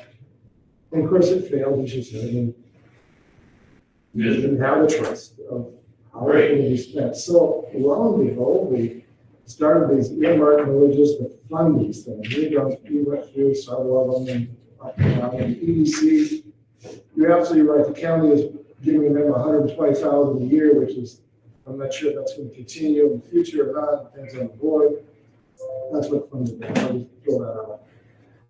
But to get back to 9/11, your question is the contingency plan. I may be wrong on this, but this is what I understand. And we have a director here, is that if it doesn't pass, first of all, the surcharge money's not keeping up with these. Right, I If agree. it doesn't pass, we're gonna have to look at going regionally, which means that basically we, Tuscola County is gonna have to move over to Huron County or here or somewhere to their 911, and we lose that in Tuscola County. I was here when that 911 was created many years ago. I was part of that, decision. And we thought the surcharge funding would last, and we didn't consider that it would last forever. We just knew that getting out of the chute, things were better than landlines and whatnot. And we've adjusted to the point where, I don't know the exact figure, but we can only go to $3 now, which is really not sufficient for what we have. So there's the contingency on that particular one, and you're right, it is. It's really discerning when you look at the villages. What would have been like if they would increase to 3.94? Well, you can imagine that would have been, another request would have come in later on for another request in the fund, because if you add up all these pending marked villages, add up to our 3.94. It's pretty substantial. And then if you add all the schools and the roads and townships, and as you know, it's even more substantial. So we're taxing our individuals in the county. I don't know what word we want to put in there, but we really need to be more frugal and remember that we represent these people. They are, we do work for the tax. Right, and there's only, there used to be 54,000, whatever, now it's 52, I don't know how many here now. So that was a challenge, but in terms of the contingency plan and the history of what has happened, that's what we're faced with. Now, as far as why it wasn't on the last, the board decided not to put it on the last, no, the board was in agreement. Because of the mere fact we were being told in one sense that we have enough funds to last us. But that sort of changed. That was from our control administrator at the time. But I'll say the 911 director continuously, it's been 3 years or not, concerned about funding. So it's not been on deaf ears, but it's sort of, as we have said before, balancing so many villages at once. Which ones do you want to put out, because you know that not all of them are going to pass. So that's a real challenge. So as far as the expense, that has been brought up in 2 meetings that I know and discussed extensively in terms of the cost townships and others. And that's a decision, you know, it is, as another commissioner used to say, it is what it is. You can't change that now. But, Chair, with our understanding so far, if we don't offer this millage, which would have been done, if it would have failed, and we hadn't been back, that's the contingency. Because the county can't pay, the county cannot fund at this point, when you set through the auditor and some of these conversations, most likely will not be able to fund 911. And you didn't know that 6 months Oh, let's say that we were told Well- we were, last August, September, whatever the legal date is. yeah, well, that's a debate. But that's really debatable because of the fact that we're changing accounting, and Clay was here, and but I will say that the 911 director never left that argument. It was the board in terms of how proceed with another millage or not. So if we can't get a 6 month plan out of this board, we probably shouldn't look for a 5 year plan. I thought that was you when you walked in. I never. Mentioned, Go ahead. we had a turnover, this is not an excuse, this is a concern, a turnover within the financial ability within the county. We had 30 years of blessings of having people who knew the insights and outs of the financial. We were given financial information that would make decisions, at least the template we would make. We don't have it. You've heard me say that. Yes. If we could get at least the financials, do you think we would not have a strategic plan, like be a 3-year plan or a 6-year plan? Now, it's been created in the past, but it has to be updated. And certainly the staffing at this point, whether it be the ability or the lack of time, I don't know. But you raise some very tough questions from a financial standpoint, which ought to be very concerning to everyone, in the sense that we're mid-year. So that's a big picture. Special election. Then you gotta go back to the special election, That's my, I don't care how you guys figure out how to function dispatch. That's your job. that's what we're going to do. Try to pick up any time, and most likely, that discussion will end up. I'll preface it with most likely. People, Special election or next cycle? no, special election, because you're not gonna be able to fund that gap on the county. But how do we, no, we can't, because we don't know what we have right now. So it would be a special election. And when we get in these situations in front of it, we have only one choice, we can start cutting. I think we have a pretty lean budget now. Or we take it to the people, let them decide. We represent them. You don't want to vote for 911, that's your right. Right. I have no qualms about that. Should have been done last November, or it should wait till the next election. And it's all based on the cost. I've got 2 separate road villages and fire equipment village, and I can tell you, why he said it wasn't going to quote figure right now. I just renewed the road village last August. I thought we had to do both of them at the same time, but we were able to. The previous August, the previous cycle, we did the fire equipment and the road village. Last August, we did the road village. They were overwhelmingly approved. We make sure those dates and stuff so that we use the, I know, like I said, $2,600 isn't gonna sink our Vail Township. But the way it sounds, 60,000 total would sink this place. Thank you, Joe. I'm glad I'm going back to the southwest part of the county and You be bold. Yeah. No, I mean, these are all the things that are good, that we're looking at. We're looking at cost, you know, you talked about cost before. the clerk, we're looking at the township's cost. It just, Fund balances for the 911, where they set how good they're out. If you don't pass budget in 26, it's 27, 28. These are all things that we're looking at before we make a final decision. This has to take place. it just feels like voters are being strong.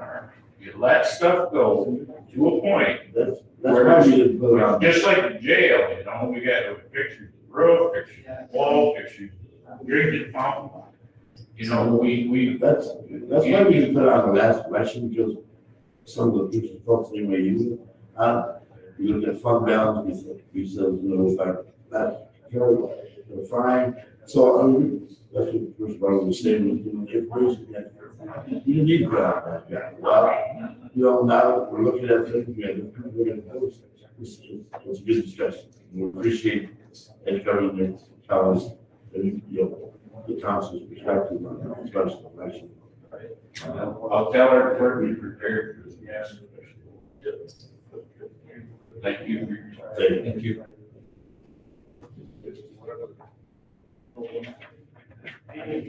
Okay, the last thing on the new business is the discussion on lead educate program, in. I just want to let you know, it's that time of year again that Rachel School is asking the county, anybody in the county, doesn't have to be us personally, but businesses, whatever, to see if they'd like to send anybody to our lead program, which is Lead Educate and Develop. The deadline is August 15th for applications. The applications can be found on lead2school.org. Or I can get an application for anybody who would need any. It's been an eye-opening experience for me when I went to Lead 2 years ago. And since then, I became part of the Lead steering committee so that I could help show people all those businesses we have in the county, all the services we have that I didn't realize a lot of them we didn't have, or that I wasn't aware of.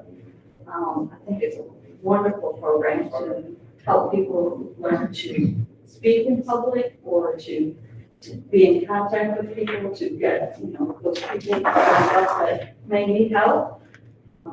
It's just a wonderful program. I'm very excited to be part of it, and I just want people to know that we're looking for applicants again this year, and you can contact me, or you can go on our website and fill out the application and turn it in.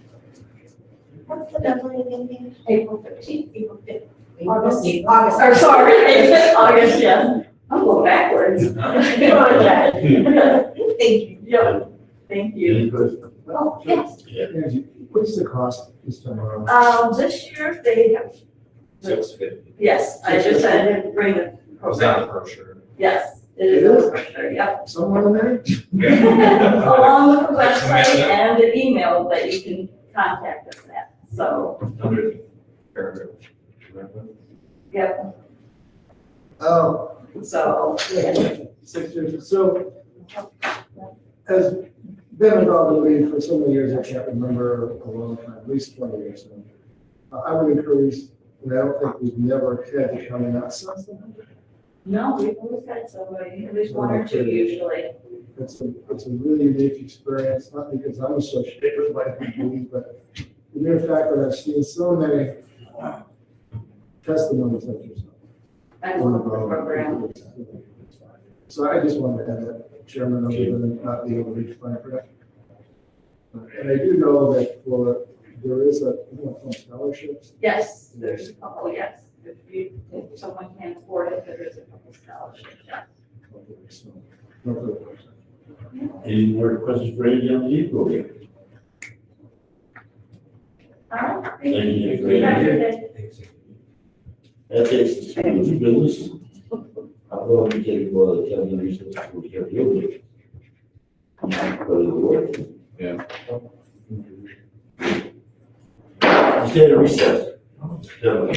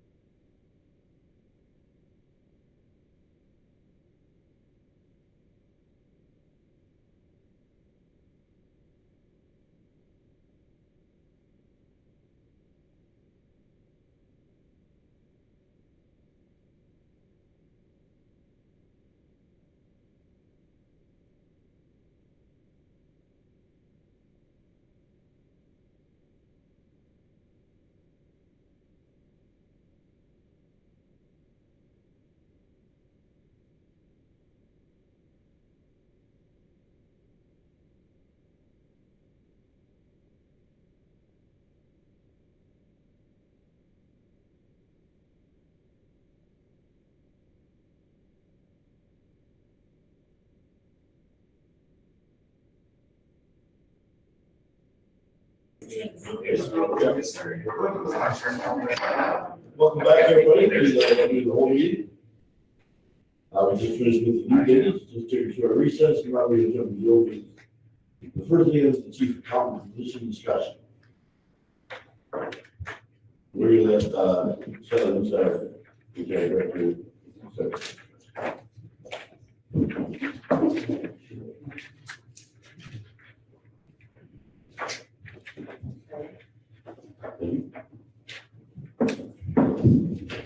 Thank you very much.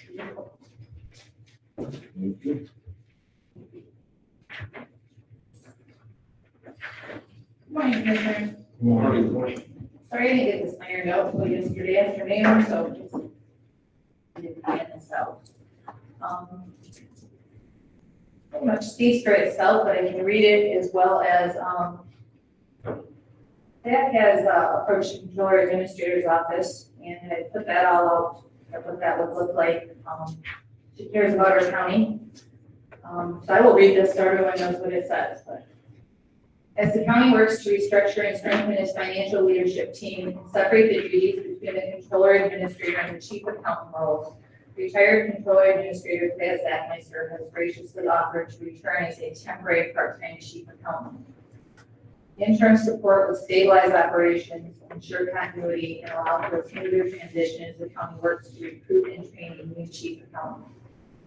Potential solution is being presented in advance of any final decision regarding the controller administrator action.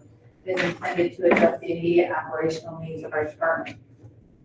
The position would have a flexible schedule for class request of 1 to 2 days per week at a rate of $29.86 per hour. I'm offering that up for discussion and your consideration as well. I think what we have coming up in front of us next is what we need to stabilize that. Get back on track, get stuff that, we started, mostly stuff with the other issues. I was done my appreciation out there for that, for offering her services for the year 2 week. Appreciate it. You know, that it's going to explain what the chief accountant, because, you can't do this forever, but with that in here, and we keep going, brought county government, because things are changing so fast. And you could be, county. Last year, things are different this year. And you better be up to speed on it. And if you get a new chief accountant, you gotta have to be up to speed. My firm, they come back to 1 or 2 days a week. And with following discussion, we have that brings us back to stability in that office. The path moving forward, I think that's what that's my take on it. I'll let the rest of the work. Joe, I don't know how they did this plan. Look over you because the last time. My arm still hurts. Because it was 7 no's and I feel that's okay. But I think it's very commendable. I don't know about 1 day, I'm thinking 2 days, because I know you'll get involved and you'll have a very difficult time tearing yourself away. Chairman, I'm going to open this up at 50,000 foot level. I know we had a discussion last meeting related to restructuring the organization, and since that time, we have all received applications from Brian Newville, who is HBC, and maybe you're going to bring this up, but from just a brief looking at is well qualified. We know Brian, he's got a huge network, he's definitely financial, and certainly, as long as I know the county, I can't remember a year without stepping up with one part. With that said,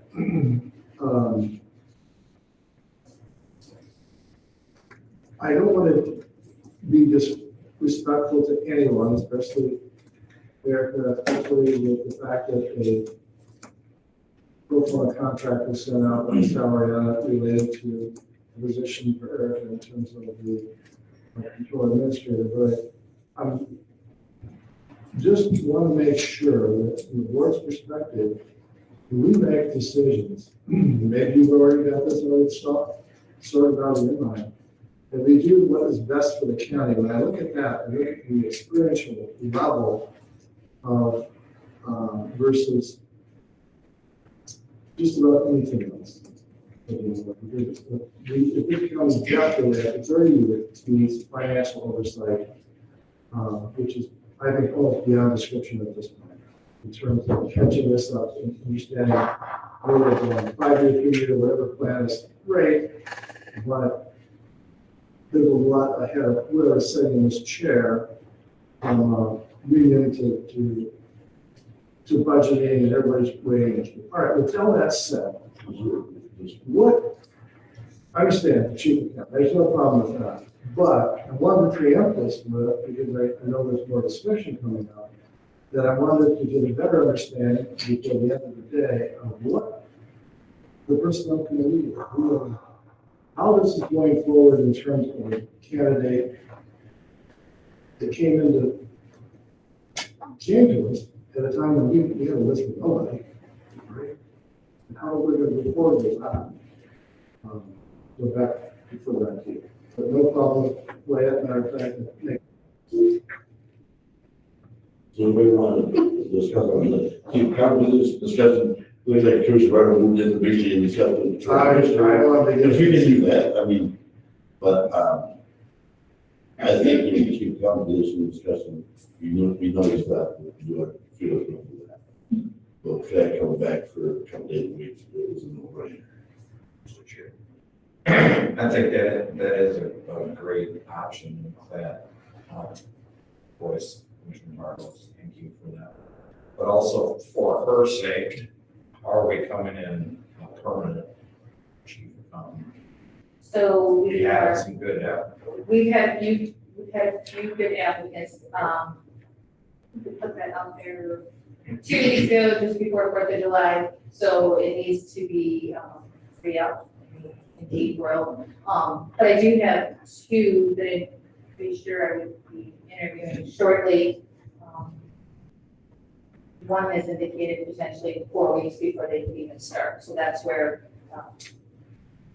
that's that, and then we had a talk and this weekend trying to work this up, or bring it to you, just as a potential and open for discussion, but again, I am also very thankful that she cares so much about this county that she wants to come back and assist us. Yeah, and this allows us to really make sure we get the right chief of control. Yes. Person in that job. And we'll try to have, you know. Transition and Transition. Agreed. That's, you know, I mean, it's really stabilized. We're feels back on track. Yes. No, we're going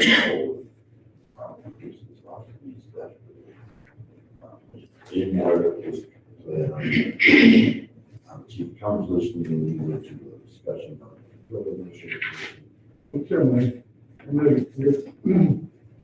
I do have some more on that. The reason I brought up the first part of this discussion is that maybe we need to hesitate on the chief accountant, only in the sense that if, in all fairness, the new candidate can control administrator, and balancing the experiential level, as I listen to the conversation, we want to replace the chief accountant. I'm not exactly sure about that at this moment, but I probably stand on my own in saying this, that I do believe that when I said that where are we going with the next part of this, if we control administrator, the last thing I want to do is make a change in chief accountant, and for whatever reason, the board would decide to make a different decision for a control administrator. I think you have done that decision, but in a sense, I want to imply that the board needs to look seriously at the credentials in comparison and the experiential level that can be brought to the county. So, yes, I'm commenting not as much on Colette, because Colette is never going to retire from here apparently, but it's a good thing at the moment. But in other sense, we got to decide right, wrong, or indifferent. What we're going to do with the control administrative position, how it's going to affect the chief accountant, as has been established at this point. Chair, I do think that if we would have just had a, obviously, it in another order, that would have helped a lot too. I kind of get what you're saying. You gotta figure out first, like, what we're gonna, our for sure plan, but the first one we have had a meeting. Just so everyone knows out there, you know, stuff like that, I got this week. We haven't had a meeting on the exact, so what we're gonna do. I mean, everyone, of course, at the last meeting we had, a board meeting, we talked about possible avenues, and I agree with you, we gotta look at everything as well, so I kind of think it's just gonna put on as number one in old business, and not number two. We talked about that initiative with us, and that one told us, well, Wade was with us before we moved to come in, or whatever, we don't say it. Yeah, that's So that's what true, that's true changed. too, that's something one, yeah. Yes, listen. So that's what we talked about before, so that we spicy as well, this meeting, this was strong, the whole plan was clear, really coming back and moving forward, you know, so that was why I had, Okay. at that time, we understood. Yeah, that's understandable. We did get another applicant in, my, you know, when I went to the board, my position is not changed. I've been in this office, doing this on, and I've talked to these people, I've talked to these people. I am fully confident that we have got here to be our district court commissioner. And we need to get this certified. I think the county aspect for the stability of that office, get it done, I think, for all it, and I'm doing it because I feel it's best for the county. So, I'm going to open this up to motion discussion, but again, my feelings are not changed from last day. Right. I was going through the groceries. Sure. I think we have the best candidate here. I mean, she came in here in February. My will say she's going to the Bulls. And she's proven herself that we heard the guy here today, you know, they've both done a good job. My position ain't changed either. I think we have the best candidate right here.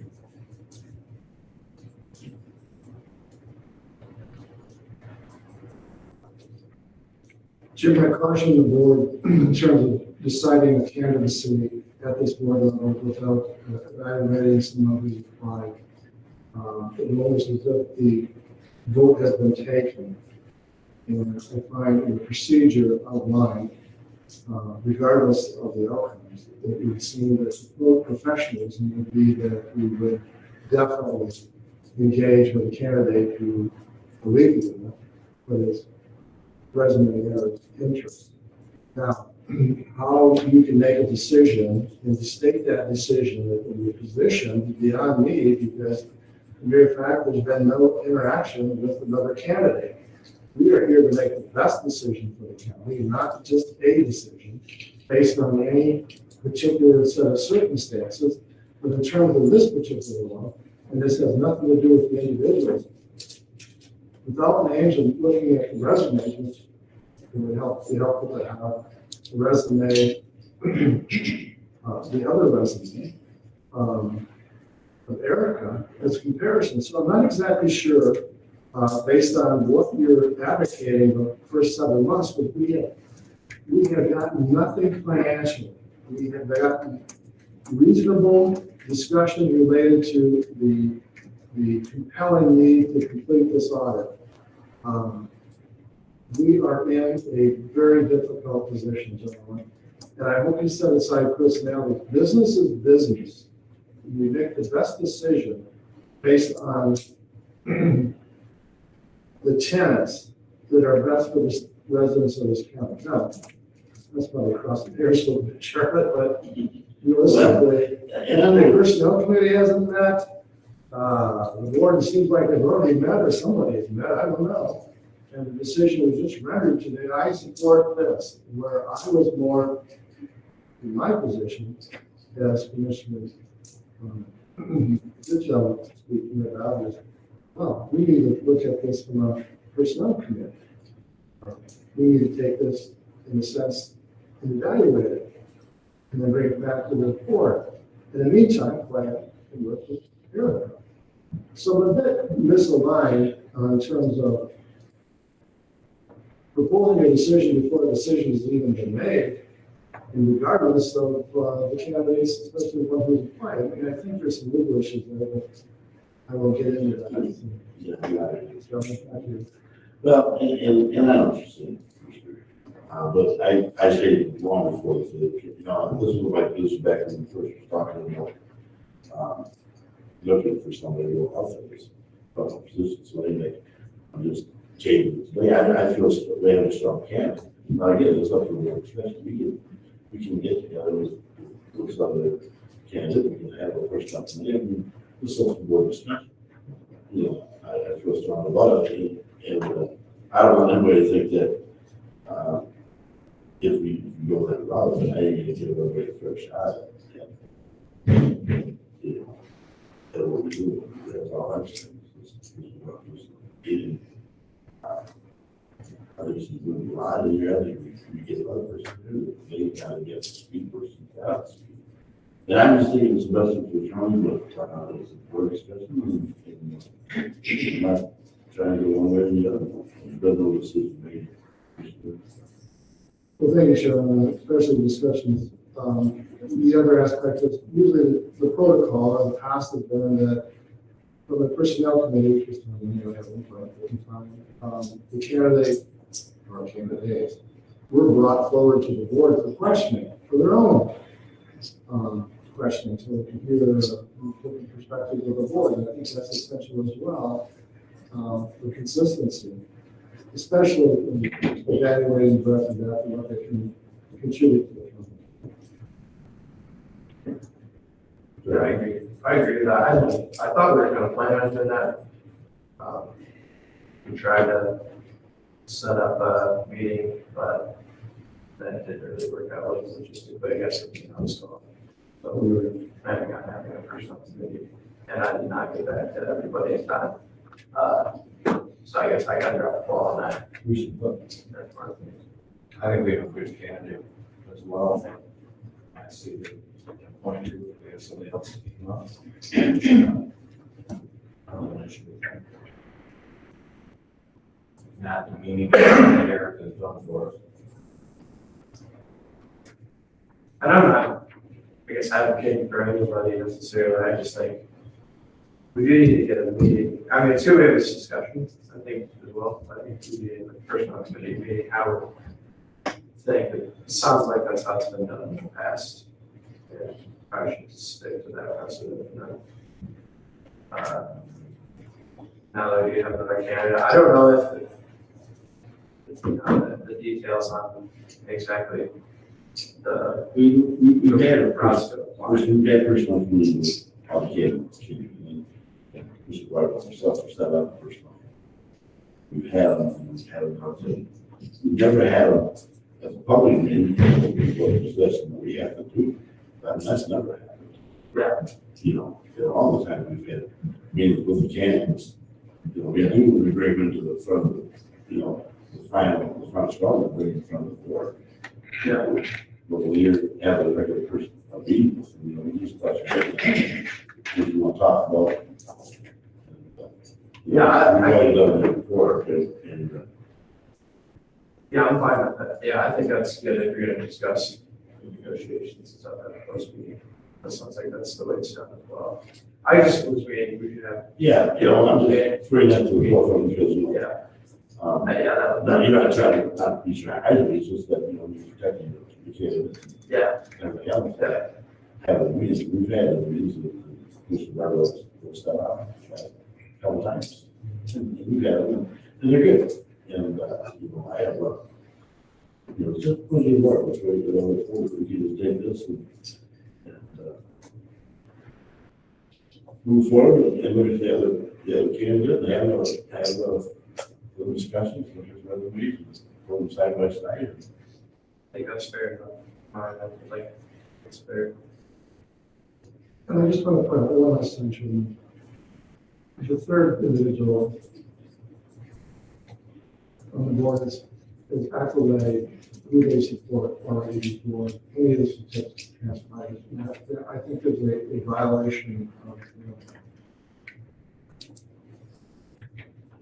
Well, he's in professionalism, and certainly I can. Commissioner Barlow, I'm going to interrupt you. You go ahead. I said we have a good candidate. I did not say support. I understand that, but at the beginning of a good candidate, it's sort of, would lead perhaps 50-50, I want to believe that internally, and you went further to describe that, so that's what was my reservation, that I rarely like to see, never like to see the board make a decision, board decision, especially to a particular circumstance, because there's another individual, regardless of the names are. It should be done through a process, and brought to the board, and that will, it is what it is. Now, in terms of open meetings, I'm not the expert, but I know from the last MAC newsletter that related to it, there wasn't much left that you could have in a closed meeting, and I'll defer to the clerk in that respect, but because she is the sort of the expert in the OMA, but the mere fact that we have a close, right, wrong, or regardless, the transparency issue is the forefront of this whole nation, let alone across the state and local levels. We really need to understand legally the ramifications, especially whoever meets with those meetings, how they present that when they come back. It's not what you present, it's what you didn't present. I may be wrong, but I think that you really have to. No further questions. If I could just ask the commissioners if we can circle back to the chief accountant plan and see what we're doing there before we get too far off the topic. Because one way or the other, I believe the assistance could be greatly utilized. So I didn't put a motion for that out there. Well, my concern of that, Shelley, is that, let's say it's already been decided by 3 members of the board. I'll make that hypothetical statement. And the mere fact, I didn't want to see a position filled, about the job description and all that. I didn't want to see a position filled before the control administrator was determined. That was very cooperative. That's a no. No. So that's a no on a chief. Is that what you're saying? I'm just what I passed out here. I'm trying to get some clarification if I can look slow time. I think that's great that she wants to come back. No, that's nothing to do with it. Class second, Commissioner, it's just nothing to do. Is that what you're asking? That is what I'm asking. yes. Oh, it's Colette. I defer back to the chair, but there is no opposition, right, in the discussion earlier. Colette's to be going with that. Matter of fact, other than. Yeah. You Yeah, we got got it. 2 days, I said 3. We haven't got the chief company, we're just putting our feelers out there, but I think we'll just discuss here, I think it allows us to make sure we get the chief company, we get that question we have. We know that plans to do with that. So, The plan's not a chief account, right? So she, no, the return is a chief account. It's not a problem with. No. You can't return, or is that not a problem? can't be sure. Okay. Can't control. So you chief account. Sorry, I misunderstood. So, No, I'm in support of it, coming back for us. okay. We're moving forward. Okay, thank you. So we're going to add the discussion of the part-time chief accountant to Thursday's agenda. Is No, that what I just heard? no, we're going to, make a motion to get back this project. That, okay, so we're going to add to Thursday's agenda the position of the part-time chief accountant. Thank you.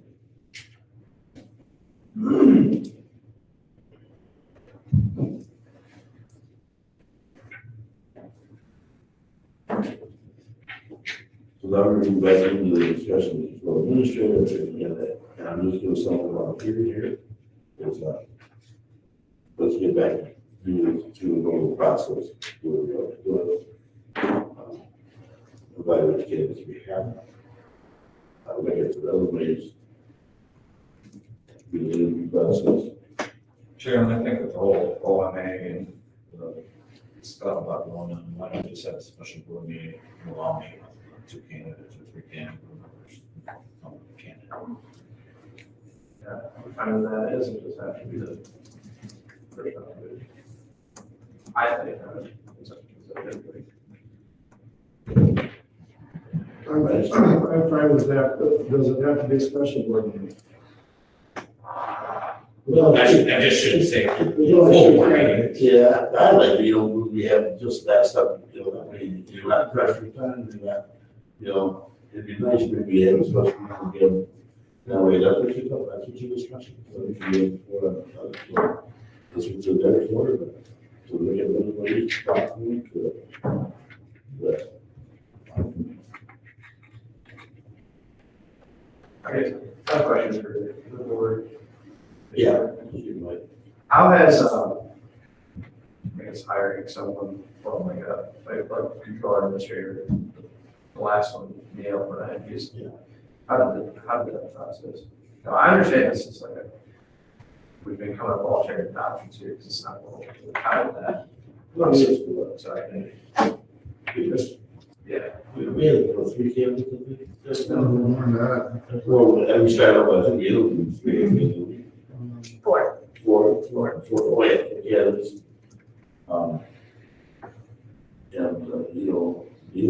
pretty much with families, right, talk about, well, I think people may remind quick on the deal, we just heard us before we got to that point. But that's another story. But after it was decided we hired, then, Mr. Barlow stopped, not really, probably talked about his contract terms. And then, what you guys see, what we guys see, then we brought back. Okay. But there was no decision to make there. Well, you guys are not, there was no decision to make. They all come back to this board. It all has to come back to the Right. board, but That's what I'm getting at. There was no decision to make. it's different contracts and different. That's my Well, question. he'd like to see it for what, what it was talking about, that has to be back to the board. Can I add to that? So, I guess it was for, what we did, when we all met, was to scale down the number of candidates. In fact, we had how many came back to the board. There's four, you guys have already 80 interviews. All right, that's right, we described it across the 8 candidates, we sat down, narrowed it down to 4, brought those 4, which had prepared questions. We prepared questions that Joey had made, that we asked each one, and we had an opportunity to ask other questions. And we brought it back to the board, and then the board had the opportunity to interview that question, whether they wanted to do it that way. So that was the protocol that was done. With 8 to 4, we had 2. Now, to follow your protocol, you would have to have prepared questions to ask 2 first, and then you bring them back. And then the board, we got to see the answers to those questions, whatever you call the notes, collectively. And then so we don't ask the same questions over again. And then that went into the board, the candidates being presented to the board.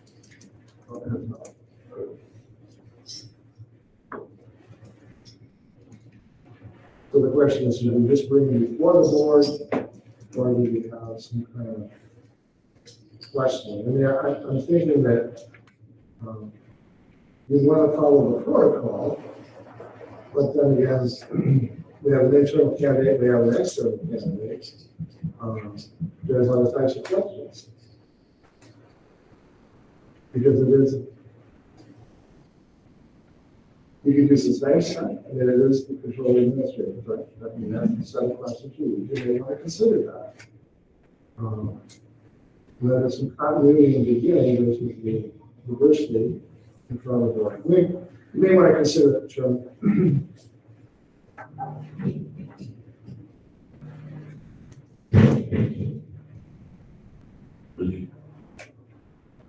Oh, I'm just saying that you may want to consider the fact that Shelley presents the questions like we did in the past, and 2, gets their answers, brings the board can see the answers before you come back to the board, for the board introduction, this really much of an introduction.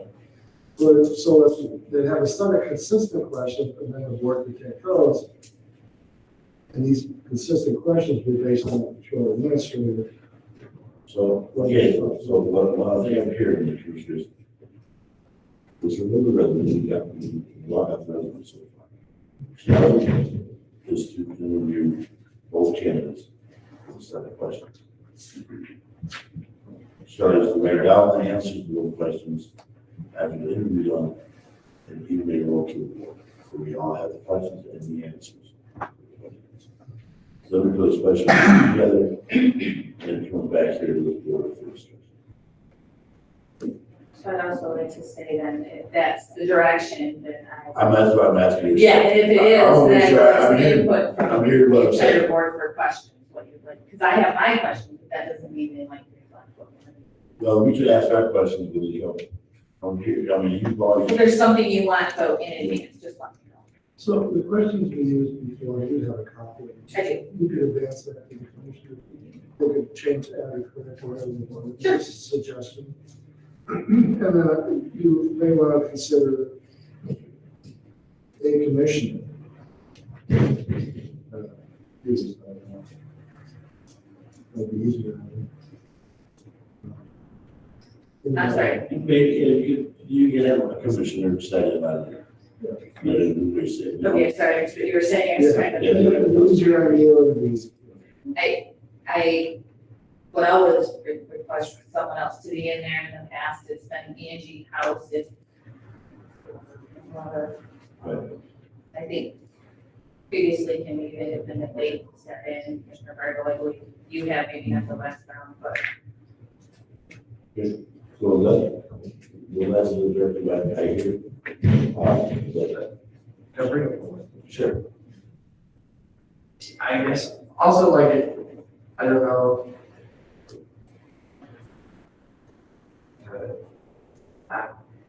I don't know if this candidate, is this the right way, did this candidate send it, like, is this the right way to send in your resume or anything like that for the job? Did he just bring it to us? That's not particularly the way to be done, but this way this guy did it, you would do it. I guess it's a big stuff.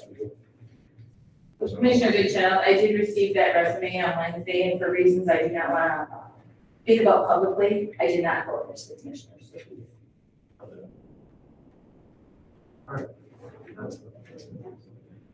So, I'll hear from the commissioner, this is, I think this is what we're putting together here, is this is where the commissioners, so some that can way forward for you. And, Yeah, I'd like to see either you or Commissioner Goodchild sit in on that, since you're on the personnel committee, if this is the road we're gonna take it. I'd like to see one of you guys sit in on that. I ain't got a problem with it.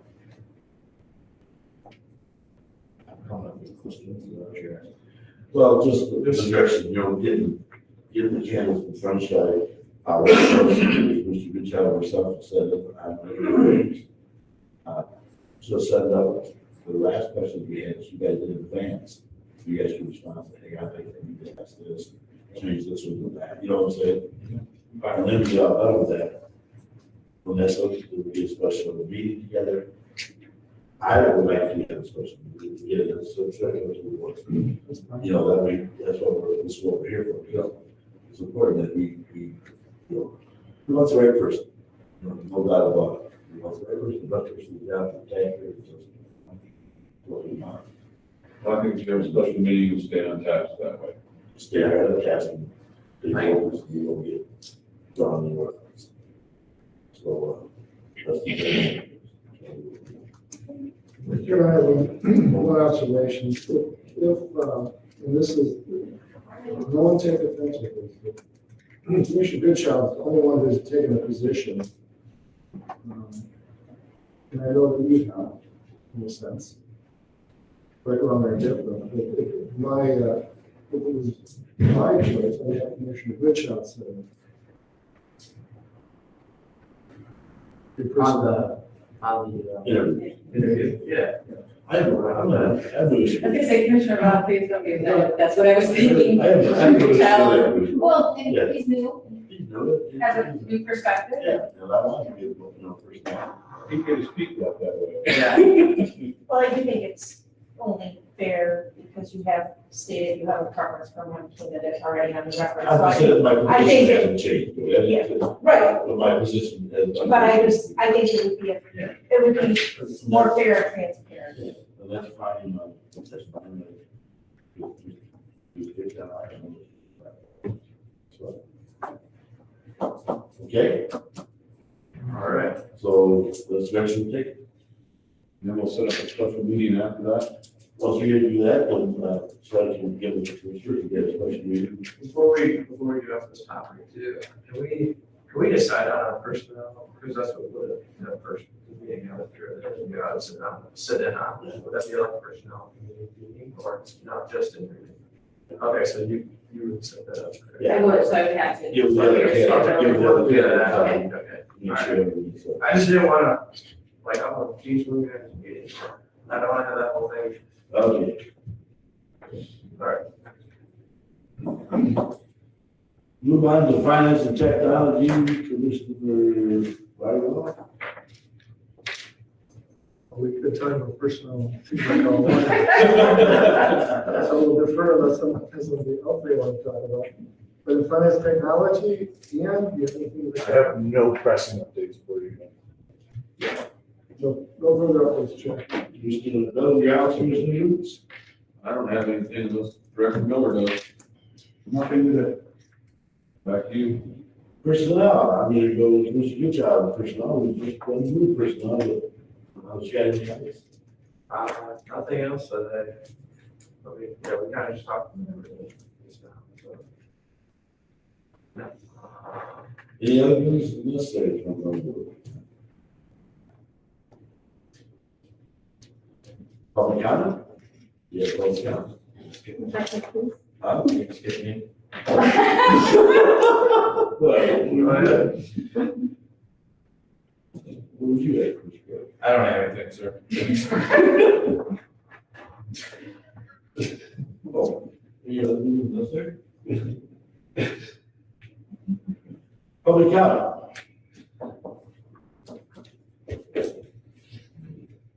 Thank you for your confidence in me. I'll do what I can. But I also wanted to mention, working through the audit, Ms. Dibble did reach out to me and to review the management letter and the MBA letter, management discussion and analysis. She done an amazing job. I was very impressed how she was able to lay things out, and when you do that, that means everything that happened in the year of 2024. For her to go back and try to figure out, and even work for the auditors too. With multiple controller administrators and interims and then the audit, and then the auditing firm being in and have to lay that out in a very manner, and I encourage you to read it because it's in front of your AFR books. I just wanted to say that I was very impressed how she laid it out. She did a really good job, and that's a very tough thing to accomplish. So I did want to just mention that. You did a good job. Any other public comment? I'm great.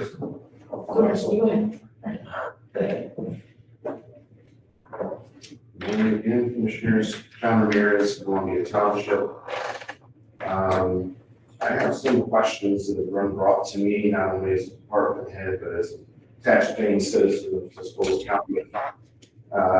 One of the things that I am asking on behalf of others is, generally, it's an unprecedented, or I would say it is become unprecedented in the way that a former employee, Clayette, has unrestricted access to this building and information within this building. A great example is just this morning, clerk and myself were approaching the building to attend this meeting, get set up for it, and we were told that we weren't allowed to access the building before 8 o'clock. And this is building security, which We said, okay, and he allowed us in back door, thank you for the timer. And, I noticed that Clayette, a former employee, had no problems entering this building and speaking with staff, but a sitting elected official and appointed department head couldn't. So that was one concern that's been brought up, asking as to why that's available and why we keep going back to her. Yes, she has 30 years of experience and she is the most knowledgeable. But I also understand what that does to a team when you keep bringing back a former leader to lead them. It again deepens that chasm of where are we going, what are we doing, who's leading us. It just adds to the confusion. Some other questions that I have, gentlemen, are the continued wage increases going to continue for Ms. Lutz and Ms. House? Because over the weekend and even yet this morning, I've been asked to remove the request for chairs for dispatchers off the agenda because I need to buckle down my budget. But here we are paying people extra wages per hour to do their job, and now we're bringing in an intern. So I'm just curious as to what is different between your budget and mine as dispatch. It's a public comment, sir, I'm sorry. Yeah, I don't, but the board chair can, public comments. Let me answer the question before we go to other stuff. Okay. Once we get, Florida administrator in place, so that could be an HR. That was one of your questions. Okay. Just, the people in the office, I have no place, nobody is, no food with the office, so it's left, so there. And as far as that, actually, I have no idea about that. The church was being asked me to go through the organ, so I have no idea about that either, so I don't know. Correct. And I wasn't complaining about that aspect, but as to how a former employee. We're just trying to, John, we're just trying to get somebody, trying to be the best. Trying to get that office for the year taken care of, for the clerkship, we're just trying to put everything together the best way we can with the stability going forward. That's all we want. And that's gonna affect everybody. And I hope you understand that that's why I'm here, because I've been asked by my employees these questions. So I'm doing my part, and bringing it to you, to either answer or explain. But that's what I'm trying to do, but nobody is, these people are trying to go back to it. They get good back wrong. Go ahead. Well, the criticisms, whether they're warranted or not, I can tell you that we're still receiving complaints about non-payments and overpayments on bills. And to say that someone deserved more pay and we didn't want to set precedents of Me Too. But I can tell you that I have 11 employees that expressly said, why do they get more money per hour doing what they do when we do more than what's required of our job descriptions every day? And we're told to sacrifice more. So I'm just keeping an eye on my time. I'm just bringing these ideas and notions from employees. Okay. Just bringing this stuff to your attention, because if I don't address it, then I failed my people. So I do appreciate the time this morning to come report. One more thing. Your place, you don't control us. The union does. That's when they have to take these to the union, they're taking us. My deputy director is not union, sir. My deputy director is not union. With your employees, She's also my employee, but thank you. Chairman, I have a question for me. Yeah. John, you mentioned the chair, just paying off your budget to get your budget in order. Did something happen between?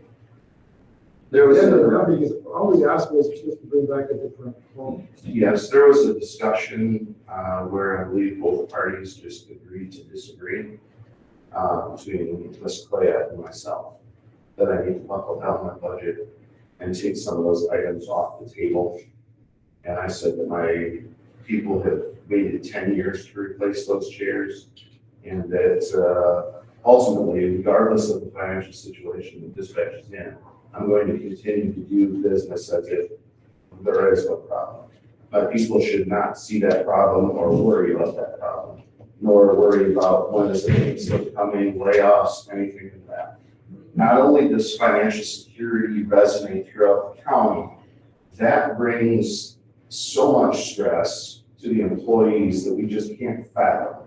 I remember and recall the times that the road patrol village, we were worried, and we were kind of under order to, help push this, because if the road village doesn't pass, there is no road patrol, and you will be laid off. And I do recall a time of my time here in Cisco County where the road village did not pass.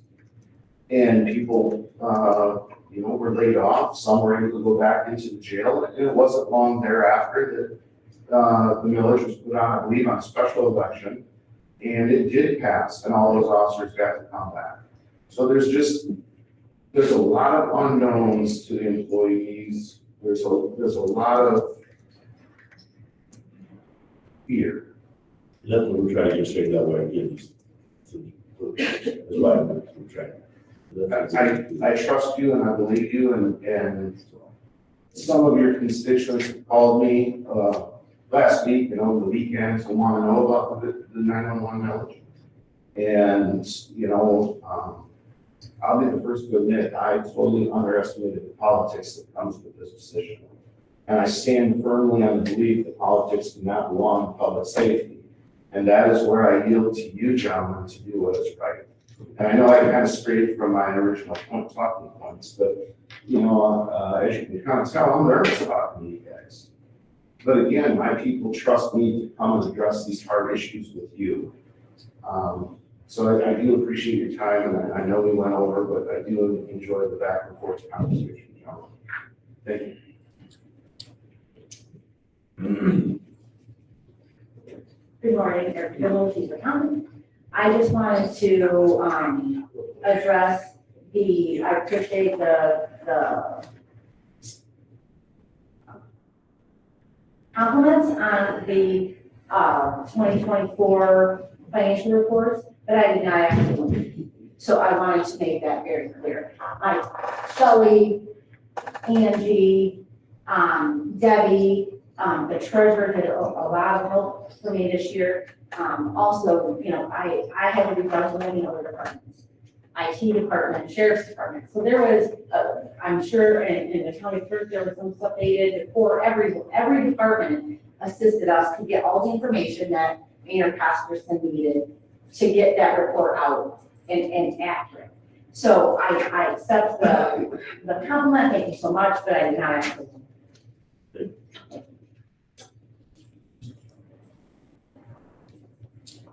Can I go twice since I didn't use up all my time the No. first time? I just wanna rebut a couple of I'm things. sorry, to If I can, I wait to make sure it's okay. I just wanna rebut conversation that was had in the back of the room. It was in regards to the dispatch budget, because I asked all the questions that I would, like I would hope you guys would. What's the fund balance in the dispatch fund as of the year? And it's $546,000, over $500,000 in fund balance. To me, I'll state it again like I did before, that's a healthy fund balance. You look forward on what's budgeted for this year. One of my questions was the chairs.